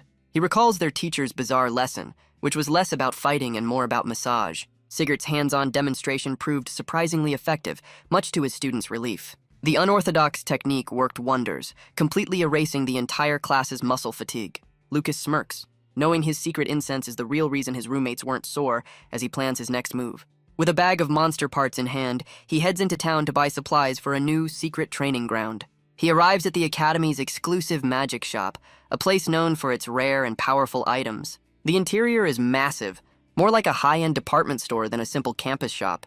But just like everywhere else in this academy, everything has a price and payment is in points. He calculates his monthly expenses, realizing his secret training won't come cheap. His mind flashes to his sister's point stash, but he knows he can't be a freeloader, especially when snacks are on the line. For now, he'll stick to the essentials, planning to cash in his monster loot for a bigger shopping spree later. He approaches the counter, only to find the shopkeeper fast asleep on the job. The sound of his arrival startles her awake, sending a jolt through her body. Her sleepy expression instantly sharpens into a glare, clearly annoyed by the interruption. Unfazed by her attitude, he simply presents his card, ready to make his purchase. The sleepy shopkeeper rings him up, the total coming to a measly 5 points. His card is scanned, the magical orb confirming the small but significant transaction. She recognizes his uniform, surprised a martial artist is spending half his starting points in one go. Lucas just smiles, handing over his card and taking the massive bag of supplies. The shopkeeper warns him not to be reckless, reminding him that points are hard to come by, but he casually replies that this isn't nearly enough, promising he'll be back for more soon. Her mind reels, wondering what a martial artist could possibly need with so many potion ingredients. She sighs in defeat as he leaves, deciding all nobles are just ridiculously out of touch. Later that night, Lucas returns to his secret mountain hideout, his new supplies in tow. He soaks in a bubbling purple bath, beginning the next phase of his secret, body-enhancing training. He notes the potent brew is too valuable to just throw away after one use, but he quickly dismisses the idea of sharing his bathwater, unaware of the glowing eyes in the dark. A massive, drooling maw suddenly appears, drawn by the powerful aroma. Feeling refreshed, Lucas decides it's time to cash in some monster parts for points. He plans to stick to common materials to avoid suspicion, completely oblivious to his pet's new drinking habit. But a sudden slurping sound makes him turn, a flicker of suspicion in his eyes. He finds his loyal wolf, Uru, looking incredibly guilty with his head in the tub. Lucas recoils in horror, realizing his pet just chugged his entire magical bath. The once mighty apex predator can only stare back, caught red-pawed in the act. He just sighs, reassuring the wolf that the body-enhancing brew is actually good for him. Uru thanks him with a demand for beef, solving Lucas's bathwater disposal problem for good. With his new recycling plan in place, he heads back to town to covertly sell his monster loot. The shopkeeper spots him hauling a massive hammer and offers to help, but Lucas insists he's got it. She waves him off, assuming his rich family sent the supplies, a misunderstanding he's happy to let slide. The next day, their teacher Sigurd is furious, demanding to know why his students have zero motivation for tomorrow's tournament. He roars that if they're not going to take it seriously, they should just drop out and go home. His tirade continues, calling out his students' sloppy forms one by one, with Kai next on his list. Sigurd calls Kai's fighting style weird, but the noble internally fumes that his weird style beat 3 of his classmates. The teacher launches a piece of chalk with pinpoint accuracy, asking if the others really lost to this guy. Lucas and his roommates sheepishly admit defeat, deciding it's easier than arguing with their rich, dramatic friend. Sigurd sighs in exasperation, completely fed up with the entitled noble brats in his class. To settle the matter, he orders the quiet class rep, Tishy, to spar with the arrogant Kai. The 2 students take their positions in the training yard, ready for the showdown. Kai smirks, vowing to prove with his skill that he's the only one fit to be class representative. Tishy calmly accepts his challenge, her ready stance hinting at a hidden strength. The fight begins as Tishy unleashes a powerful kick, the impact cracking the ground beneath them. Kai is sent flying by the sheer force of her attack, utterly unprepared for her power. He lands with a sinister grin, finally realizing this quiet girl is a worthy opponent. Tishy moves with incredible speed, landing a solid strike that leaves Kai stunned. She follows up with a devastating kick, proving she's more than a match for the smug noble. Tishy unleashes a powerful palm strike, her focus absolute. Kai's arrogant smirk is wiped clean off his face by the unexpected force. The smug noble is sent flying, a perfect arc of defeat across the training yard. He lands with a comical thud, his ego as bruised as his forehead. But Tishy isn't done, digging in her heels for the final round. Kai roars back to his feet, refusing to be beaten by the quiet class rep. She meets his rage with a calm, calculated palm strike, ready to end this. Her final blow sends him skidding across the field, his pride completely shattered. Lucas watches the aftermath, finally understanding their teacher's brilliant, if lazy, choice. Sigurd explains Tishy's victory was simple. She exploited Kai's reckless offense and non-existent defense. Tishy offers a hand to her defeated opponent, while Lucas silently observes the outcome. But their teacher is unimpressed, dropping a new ultimatum: tame a magic beast by tomorrow. The stakes are raised even higher. Failure means immediate expulsion from the department. Sigurd orders them to train until nightfall, a final brutal push before the real test. After the grueling session, a defeated Kai collapses, but Lucas offers some unexpected support. Lucas points out the fatal flaw in Kai's technique, telling him to fix his non-existent defense. But Kai's problem isn't his fighting style. He's just been completely thunderstruck by Tishy. The noble is so impressed by her strength he's already planning their future, leaving Lucas to question his sanity. The next day arrives and the students are herded towards a massive, intimidating coliseum. Kai looks down into the arena, his face pale with terror at the sight of the monster-filled pit below. The mages in the crowd openly mock the martial artists, wondering why they even bothered to show up. But Sigurd's menacing glare instantly silences the gossiping students. He sits with an imposing presence, a silent guardian over his underestimated class. His students are stunned, realizing their drunkard teacher is actually defending their honor. The unexpected support from their teacher leaves them completely baffled. Lucas offers some unique advice to a nervous Kai. Just pretend the beasts are their teacher. The thought of finally getting some payback on Sigurd fills Kai with a sudden glorious purpose. But their teacher's sharp hearing catches every word of their little motivational speech. Lucas then gives some real advice, reminding Kai that his defense is the key to victory. A massive holographic screen lights up the arena, signaling the official start of the competition. The holographic proctor lays out the rules: tame 10 beasts in 10 minutes and no killing allowed. A familiar voice calls for the first group, and Julia confidently steps into the arena. With a determined step, she enters the testing ground, ready to show off her skills. She's instantly transported into a magical barrier space, a pocket dimension for the test. Julia realizes this dark dimension is how they've crammed so many monsters into one arena. Her first opponents are a pair of massive, snarling beasts with glowing red eyes. Unfazed, she summons her staff, ready to unleash some thunderous discipline. With a playful smile, she casts her spell, deciding to catch a cute new pet. A storm of purple lightning engulfs the beasts, a spectacular display of her overwhelming power. The proctor explains that a special potion will signal a successful taming with a puff of smoke. The teachers monitor the action from outside, using a magic circle to track each student's progress. But one proctor is already sweating, completely baffled by what he's seeing. In a cloud of purple smoke, Julia finishes her test, leaving the announcer wondering if he miscounted. Her instructor is amazed, praising the prodigy for clearing the entire arena in just 3 minutes.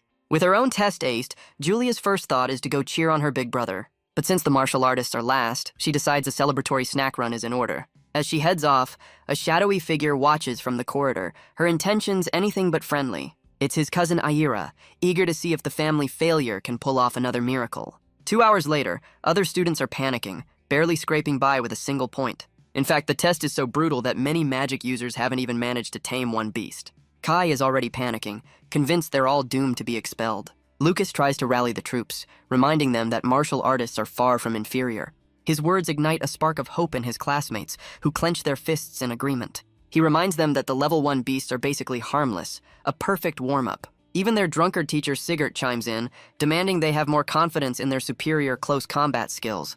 The students are stunned by his sudden support, while Sigurd internally fumes at their lack of spirit. Just then, their class rep Tishy arrives with a crucial intel drop. She confirms no one's been hurt, just magically exhausted, and she's got a plan. Tishy reveals the beasts are contained by barriers, allowing them to pick their fights and avoid being overwhelmed. The class erupts in cheers for their brilliant rep, as Sigurd smirks knowing he made the right choice. A smug instructor appears, mocking the vulgar students he sensed eavesdropping. He sneers at Sigurd, calling the martial arts department unskilled cowards. The instructor, Mr. Gregg, casually announces that their department is up next. He then threatens to have their entire department shut down if they fail. Gregg adds that their class should have never been established in the first place.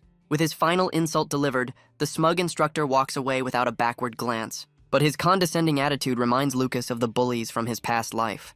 A determined step forward signals that Lucas is done staying on the sidelines. He calmly announces that as the top-ranked student, he'll be going in first. Sigurd offers him an out, but Lucas's expression shows he's not backing down. Lucas's eyes narrow as he delivers a single defiant no. His gaze hardens, confirming he'll stick to the plan and go first. He vows to score big and finally shut up the arrogant mages for good. His classmates erupt in cheers, their fear replaced by a fiery new resolve. Sigurd notes their sudden transformation, impressed by their newfound fighting spirit. He smirks, dismissing their last-minute cramming as the work of simple-minded kids.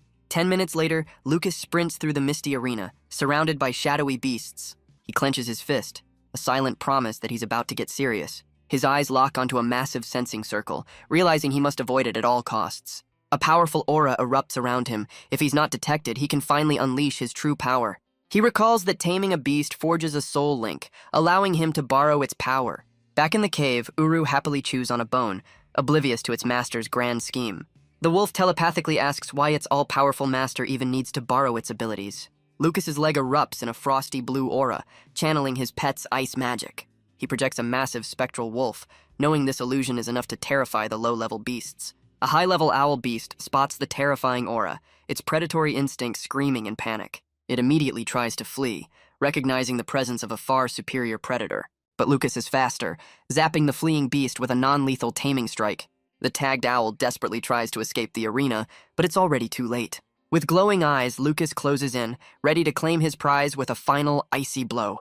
He explains his strategy is to mentally corner the beasts, making them easy prey for his classmates.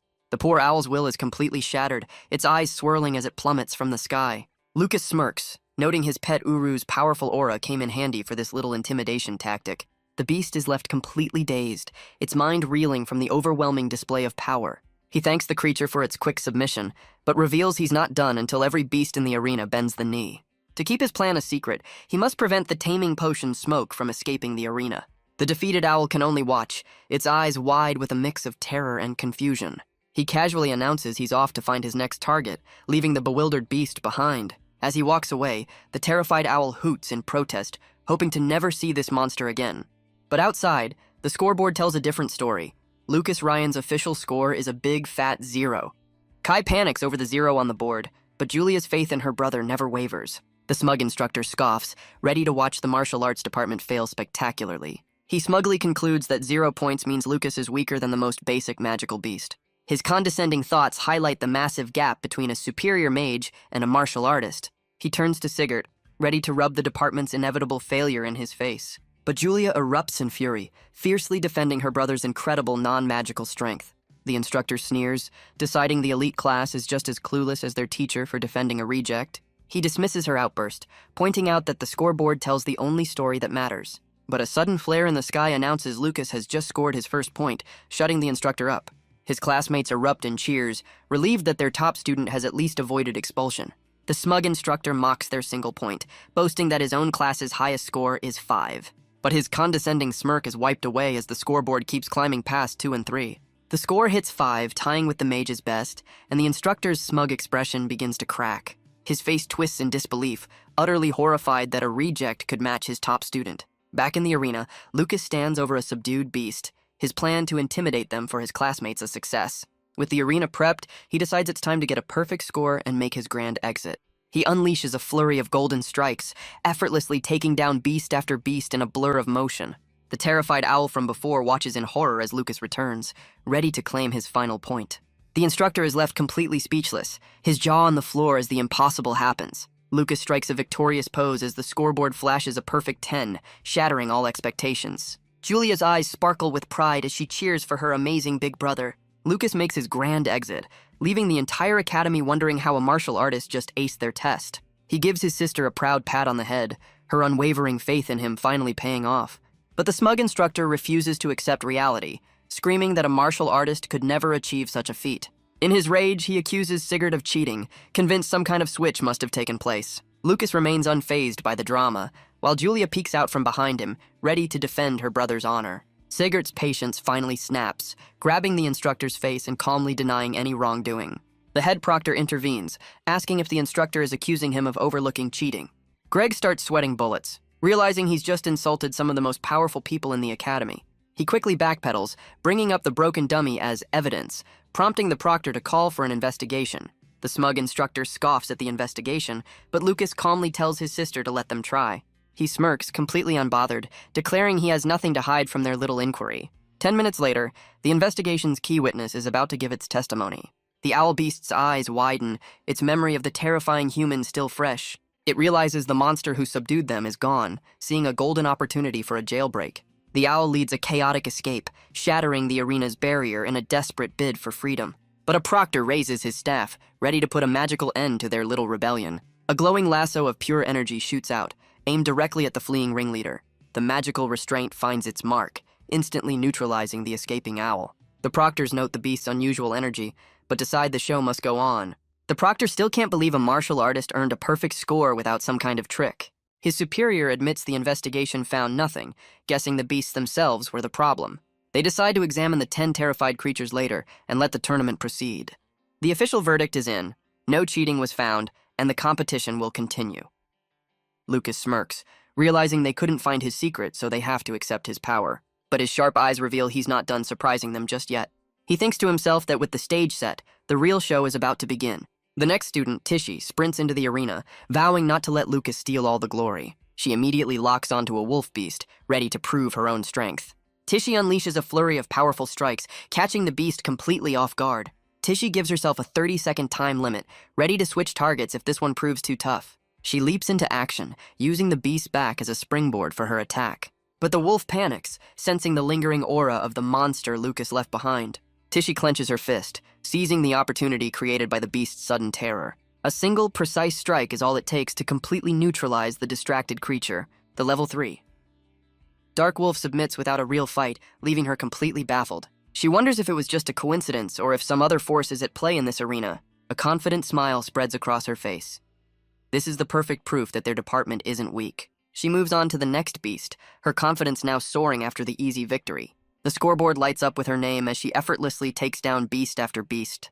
Kai becomes Tishy's #1 fan, cheering her on as Sigurd smirks, his choice for class rep paying off. Tishy unleashes her full power, her score climbing as she completely dominates the arena. Even a massive saber-toothed beast is left trembling in fear before her relentless assault.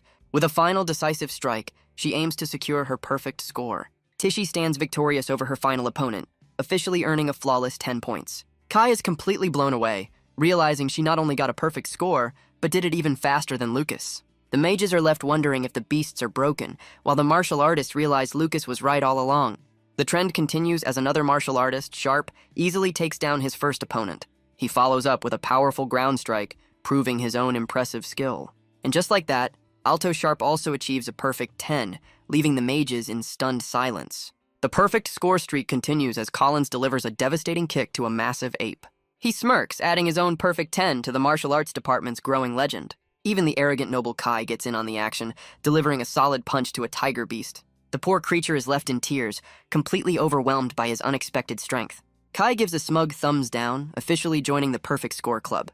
The scoreboard is now a sea of perfect 10s, with the Ryan siblings dominating the top ranks. One by one, the martial artists climb the leaderboard, proving their department is anything but weak.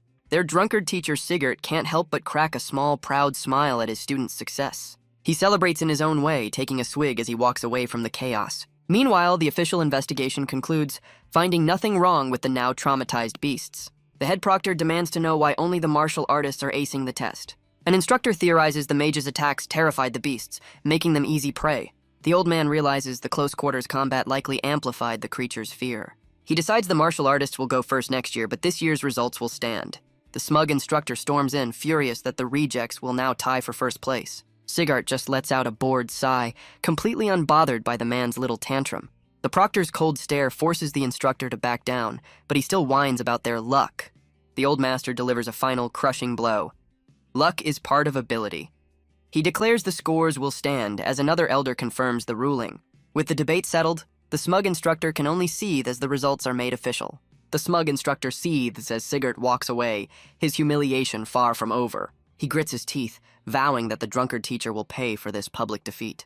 His anger leads him to the academy's elders, who are observing a massive caged beast. One elder reveals this concerns the very survival of the martial arts department and a legendary level 9 artist. The other master refuses to say more, his silence hinting at a powerful hidden secret. He simply assures his colleague that this secret plan is for the good of the school. The old man internally vows to keep their true power hidden, just as someone powerful has commanded. Meanwhile, Kai is ecstatic, boasting about his perfect score and eager to report his success to his father. He and his roommates swagger down the hall, convinced their own growth is the reason for their easy victory. Lucas just smirks, relieved that his brilliant secret strategy remains completely undetected. Back in their dorm, the celebration is just getting started. Kai is already spending their 20-point bonus, asking his roommates for their grand plans. While one roommate plans to save his points, another suggests they should prepare for the future. But Kai argues they should invest in high-level materials for next month's field training. The mention of field training immediately piques Lucas's interest. Their next challenge is the Allen Tower, the Academy's legendary and foreboding trial ground. Inside is a phantom world teeming with monsters, a perfect place to gain combat experience without the risk. But one roommate points out a problem. With only 88 slots available, their chances of getting in are slim. Kai just scoffs, certain their perfect scores guarantee them a spot in the legendary trial. His overconfidence is cut short by a sudden jarring sound from the doorway. His roommates decide to go shopping for new training gear, eager to spend their bonus points. As they rush off, Lucas notes that their recent victory has ignited a new fire in all of them. He sips his drink, satisfied that his secret plan to boost their morale was a complete success. But when Kai tries to drag him along, Lucas politely declines the shopping trip.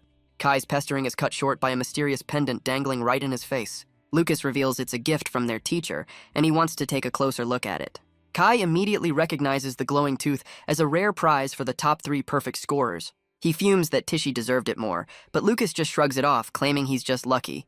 The noble lets out a frustrated sigh, completely unconvinced by his roommate's humble act. Giving up, Kai heads off to the shop, leaving Lucas to his mysterious new treasure. The Academy's scoreboard announces the impossible. Every single martial artist just aced the exam. The mages in the crowd can only stare in disbelief, their pride completely shattered. A furious stomp echoes through the courtyard, signaling that not everyone is happy about this outcome. It's Rila, the smug instructor's top student, and she's furious her class's elite status was just stolen. She seethes, revealing her father's 10 years of planning just went up in smoke. In a fit of rage, she hurls a magical dagger at the scoreboard, unable to accept the results. Another student complains that the rejects just stole 20 precious entry slots for the legendary Aaron Tower. His friend agrees, declaring those coveted spots were meant for superior magicians, not brawlers. But another points out the official investigation found no evidence of cheating, much to their frustration. Rila's magical attack fizzles out, a perfect symbol of their powerless, petty rage. A sore loser spreads a new rumor. The martial artist must have bribed the teachers. His friend agrees, pointing the finger at Kai's wealthy family as the source of the bribe. Another student chimes in, claiming he saw a Terroy family member at the shop earlier. Andre, Greg's student, confirms the rich kid bought out all the training gear, fueling the conspiracy. Rila worries that with their new bonus points, the rejects will steal all the best resources. She then recalls a crucial weakness, noting that a martial artist's body is far more fragile than a mage's. With a wicked smile, she suggests it's time to personally correct their sudden growth spurt. Her sinister plan is set in motion as a dagger flies through the air at sunset. The blade lands at the feet of some unsuspecting martial artists, who are baffled by the sudden ambush. But the attack was just a distraction, as another student is struck down from behind. The student panics, realizing his friend has been struck by a fast-acting poison.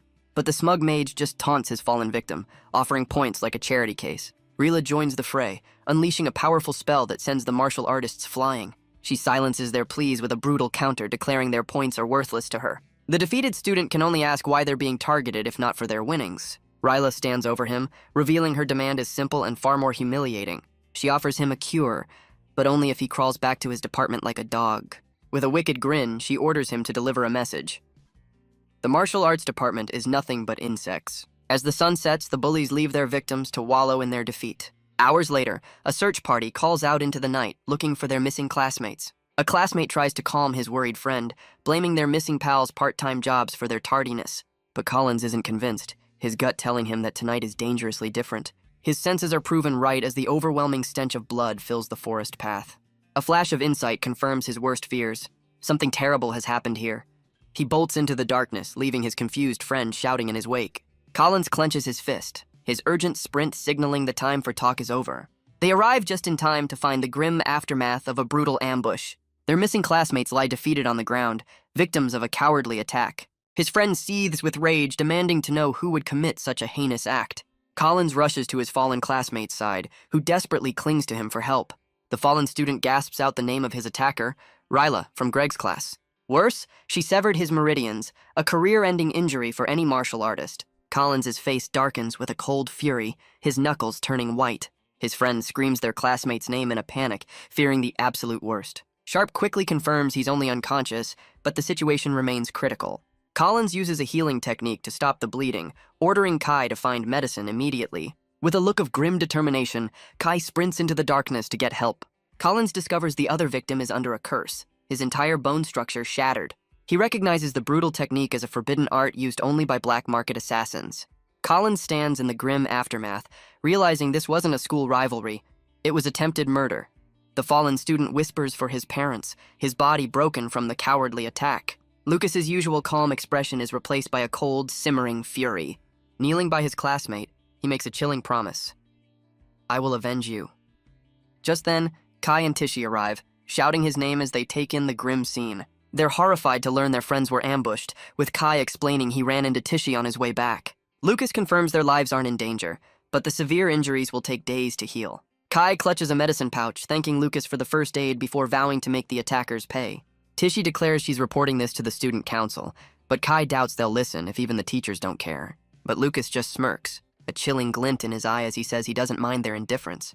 Tishy watches him, realizing the gentle boy she knew has been replaced by someone far more dangerous. His eyes burn with cold fury as he vows to get revenge for this grievance. His quest for justice leads him straight to the lavish student council room.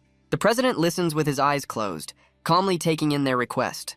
With a placid smile, he confirms their demand for a duel against Mr. Greg's class. Lucas lays out their terms, an apology if they win, and a priceless S-rank bonus if they lose. But Theod just scoffs, questioning their lack of proof and the so-called bonus they're offering. He dangles the monster tooth pendant, the very prize Lucas won in the tournament. The students can only watch as their hard-earned prize is used to mock them. With a fake apology, the president accidentally drops the pendant on the floor. He then leans in with a smug grin, questioning why they'd wager such a cheap item on a major duel. The president's disrespect lands on the floor, a clear challenge to their honor. Kai's eyes blaze with fury, his noble pride pushed to its absolute limit. He turns on Lucas, furious that his friend isn't reacting to the blatant insult. But Lucas calmly challenges the president, asking what wager he would find acceptable. Theod leans back with a smug grin, intrigued by the boy's unexpected defiance. He suggests a prize more fitting for the academy, something truly unique. The president's voice drops, a sinister new idea taking shape. With a wicked smile, he proposes they wager their entry into the legendary Aaron Tower. Theod lays out the brutal terms. The losing side is permanently banned from the tower. Lucas's eyes gleam with cold resolve as he accepts the high-stakes gamble without hesitation. The duel is set for 2 days, and the entire academy is buzzing with anticipation. The smug instructor Greg even rewards 3 students for betraying their own department. But their teacher Sigurd says nothing, simply pushing his remaining students to their absolute limits. Lucas's eyes burn with a cold fire, his mind set on one thing: victory. On the day of the duel, a massive crowd gathers in the arena, ready for a spectacle. The entire school watches as the 3 martial artists step forward to defend their honor. Their opponent Rila smirks, offering them a chance to apologize before their public humiliation. But Lucas calmly retorts that the battle's outcome is far from decided. His teammate draws a blade, ready to end the condescending trash talk quickly. The proctor adjusts his glasses, officially signaling the start of the high-stakes duel. The duel begins, and the martial artist explodes into action, dagger at the ready. His mage opponent counters, summoning a powerful storm of icy shards. But the martial artist is a blur of motion, effortlessly deflecting the magical barrage. The mage is stunned, unable to believe his powerful spell was completely neutralized. With a condescending smirk, the martial artist taunts his opponent's pathetic opening move. He stands completely unfazed amidst the shattered ice, clearly unimpressed by the mage's power. The mage adjusts his glasses, his shock quickly turning into a calculated calm. A sinister smile reveals his true plan. The musclehead just walked right into his trap. Suddenly, the ground erupts in a flash of icy energy, catching the martial artist completely off guard. Jagged crystals shoot up from the floor, completely encasing his legs in an unbreakable prison of ice. The mage gloats over his trapped opponent, declaring there's nowhere left to run. Surrounded by a brilliant magic circle, he prepares to deliver the final condescending blow. He unleashes a massive wave of ice, intending to end the duel in a single decisive blast. A single drop of blood hits the ground, a grim sign that the martial artist has been struck. The mage smirks, asking if his opponent finally understands the power gap between them. Completely encased in ice, the martial artist is defeated, a painful lesson in underestimating a mage. The defeated student struggles to speak, his body already succumbing to the freezing spell. His opponent leans in with a sneer, demanding he speak up if he's ready to surrender. Rila and her cronies watch from the sidelines, smugly declaring that a weakling is still a weakling. She offers him a sliver of mercy, but only if he admits defeat and begs for his life. But the defeated student just glares, cutting off the mage's gloating with a single question. He reveals a glowing surprise, asking if the mage's ice can handle pure lava. Rila screams in a panic, realizing her teammate just fell for a desperate, suicidal trap. Lucas's eyes narrow as he shouts a warning, sensing the imminent explosion. The lava bomb detonates, engulfing the arena floor in a fiery blast. The smug mage is sent flying, completely unprepared for the self-destructive counterattack. His opponent reveals the trap was lava slime jelly, a gamble that cost him dearly. The martial artist lunges through the smoke, striking his foe with a hidden magical weapon. Stunned by the use of a magic item, the mage is caught completely off guard by the decisive blow. The crowd gasps in horror, realizing the martial artist sacrificed his own leg to win the duel. Lucas is stunned by his teammate's insane resolve, realizing he sacrificed his own leg just to win. The injured student smirks, knowing Lucas was right. Shattering the mage's pride was the key to victory. His opponent is in disbelief, his ego completely shattered that a lowly martial artist even touched him. The mage furiously charges a final spell, screaming that his injured opponent is a sitting duck. But the martial artist reveals another trick up his sleeve, a blinding flash potion. He unleashes the potion, engulfing the arena in a brilliant, disorienting light. The mage screams in shock as his opponent leaps through the flash, completely unfazed and ready to strike. With a glowing red eye, the martial artist complains about ice users while shattering the last of his restraints. The terrified mage can only scream for him to stay away, his confidence completely gone. But the martial artist ends the duel with a brutal headbutt, proving that up close, mages don't stand a chance. The mage's glasses shatter as his face connects with his opponent's forehead. A brutal impact sends the arrogant mage flying backwards across the arena floor.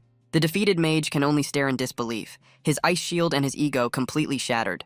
With a triumphant roar, the injured martial artist declares the first victory for his department. He boasts about his peak condition, but Lucas reveals the secret was a homemade power-up potion in his breakfast. His confidence quickly fades as he worries about Tishy's upcoming match against the ruthless Rila. But Lucas calmly reassures him, confident that their class rep can handle the pressure. Rila's friends scoff, convinced the previous mage only lost because he went easy on a noble. Tishy's eyes burn with fury, disgusted by their refusal to admit her teammate won by his own skill. The second duel begins, and Tishy is immediately blasted backwards by a powerful opening strike. Rila unleashes a barrage of magical projectiles, but Tishy's thorny defense holds strong. The class rep scoffs at the surprise attack as Rila mocks their code of honor. With a sneer, the mage declares that unlike them, she only cares about winning. But Tishy explodes through the barrier, closing the distance in a shocking burst of speed. She lands a solid punch, her eyes blazing with a fury that defies her level. Rila is stunned. unable to comprehend how a mere level 1 could possess such speed. Her eyes flare with a new power, refusing to be beaten by a lowly martial artist. Tishy grabs her arm mid-cast, ready to deliver a lesson on more than just fighting. The arrogant mage can only stare as Tishy explains the true source of her strength. With glowing eyes, she reveals their code isn't a weakness. It's a vow to protect life. Tishy unleashes a flurry of precise strikes, targeting the mage's weak points with brutal efficiency. Lucas clenches his fist, a silent acknowledgement of his class rep's incredible skill. He thinks to himself that he expected nothing less from the sharp-eyed Tishy. With Rila trapped in thorns, Tishy delivers a final, chilling warning about underestimating their pride. The second match ends with a decisive victory for the martial arts department, leaving Rila unconscious. But a closer look reveals a dirty trick. The defeated mage had poison needles hidden up her sleeve. The vice president confronts Theod, demanding to know why he allowed such a dangerous weapon in the duel. He just sips his tea, casually dismissing her concern since no one was seriously hurt. Elsewhere, the smug instructor fumes, admitting Sigurt's choice for class rep was a stroke of genius. His students are equally furious, their grand plan to humiliate the martial artist now a public failure. The final mage, Andre, believes he still has a secret technique that can turn the tide. Lucas takes his stance, ready to end this duel once and for all. His opponent draws a magical blade, preparing to unleash his own brand of speed. The holographic proctor officially begins the third and final match. The mage explodes into motion, a blur of silver aimed directly at Lucas. His eyes gleam with focus, confident his speed will be overwhelming. He creates a series of afterimages, surrounding Lucas in a dizzying display of skill. Andre boasts that his high-speed clones are unbeatable, as Tishy wonders how Lucas will counter. But Lucas remains unimpressed, deciding he doesn't even need to get serious for this fight. He stomps the ground, unleashing a test punch to gauge his opponent's true strength. Andre screams in disbelief, unable to comprehend the power of that single punch. The force of the blow sends a shockwave through the arena, scattering his clones instantly. The mage is stunned to realize the punch wasn't even aimed at him. He questions if he imagined the terrifying aura, but Lucas's golden glow confirms it was very real. The arrogant mage scoffs, deciding it's time to end this with a real spell. He strikes with his magical blade, landing what should have been a decisive blow. But Lucas just looks down, completely unfazed by the direct hit. His opponent unleashes his ultimate bone-shattering art, confident this will end the fight.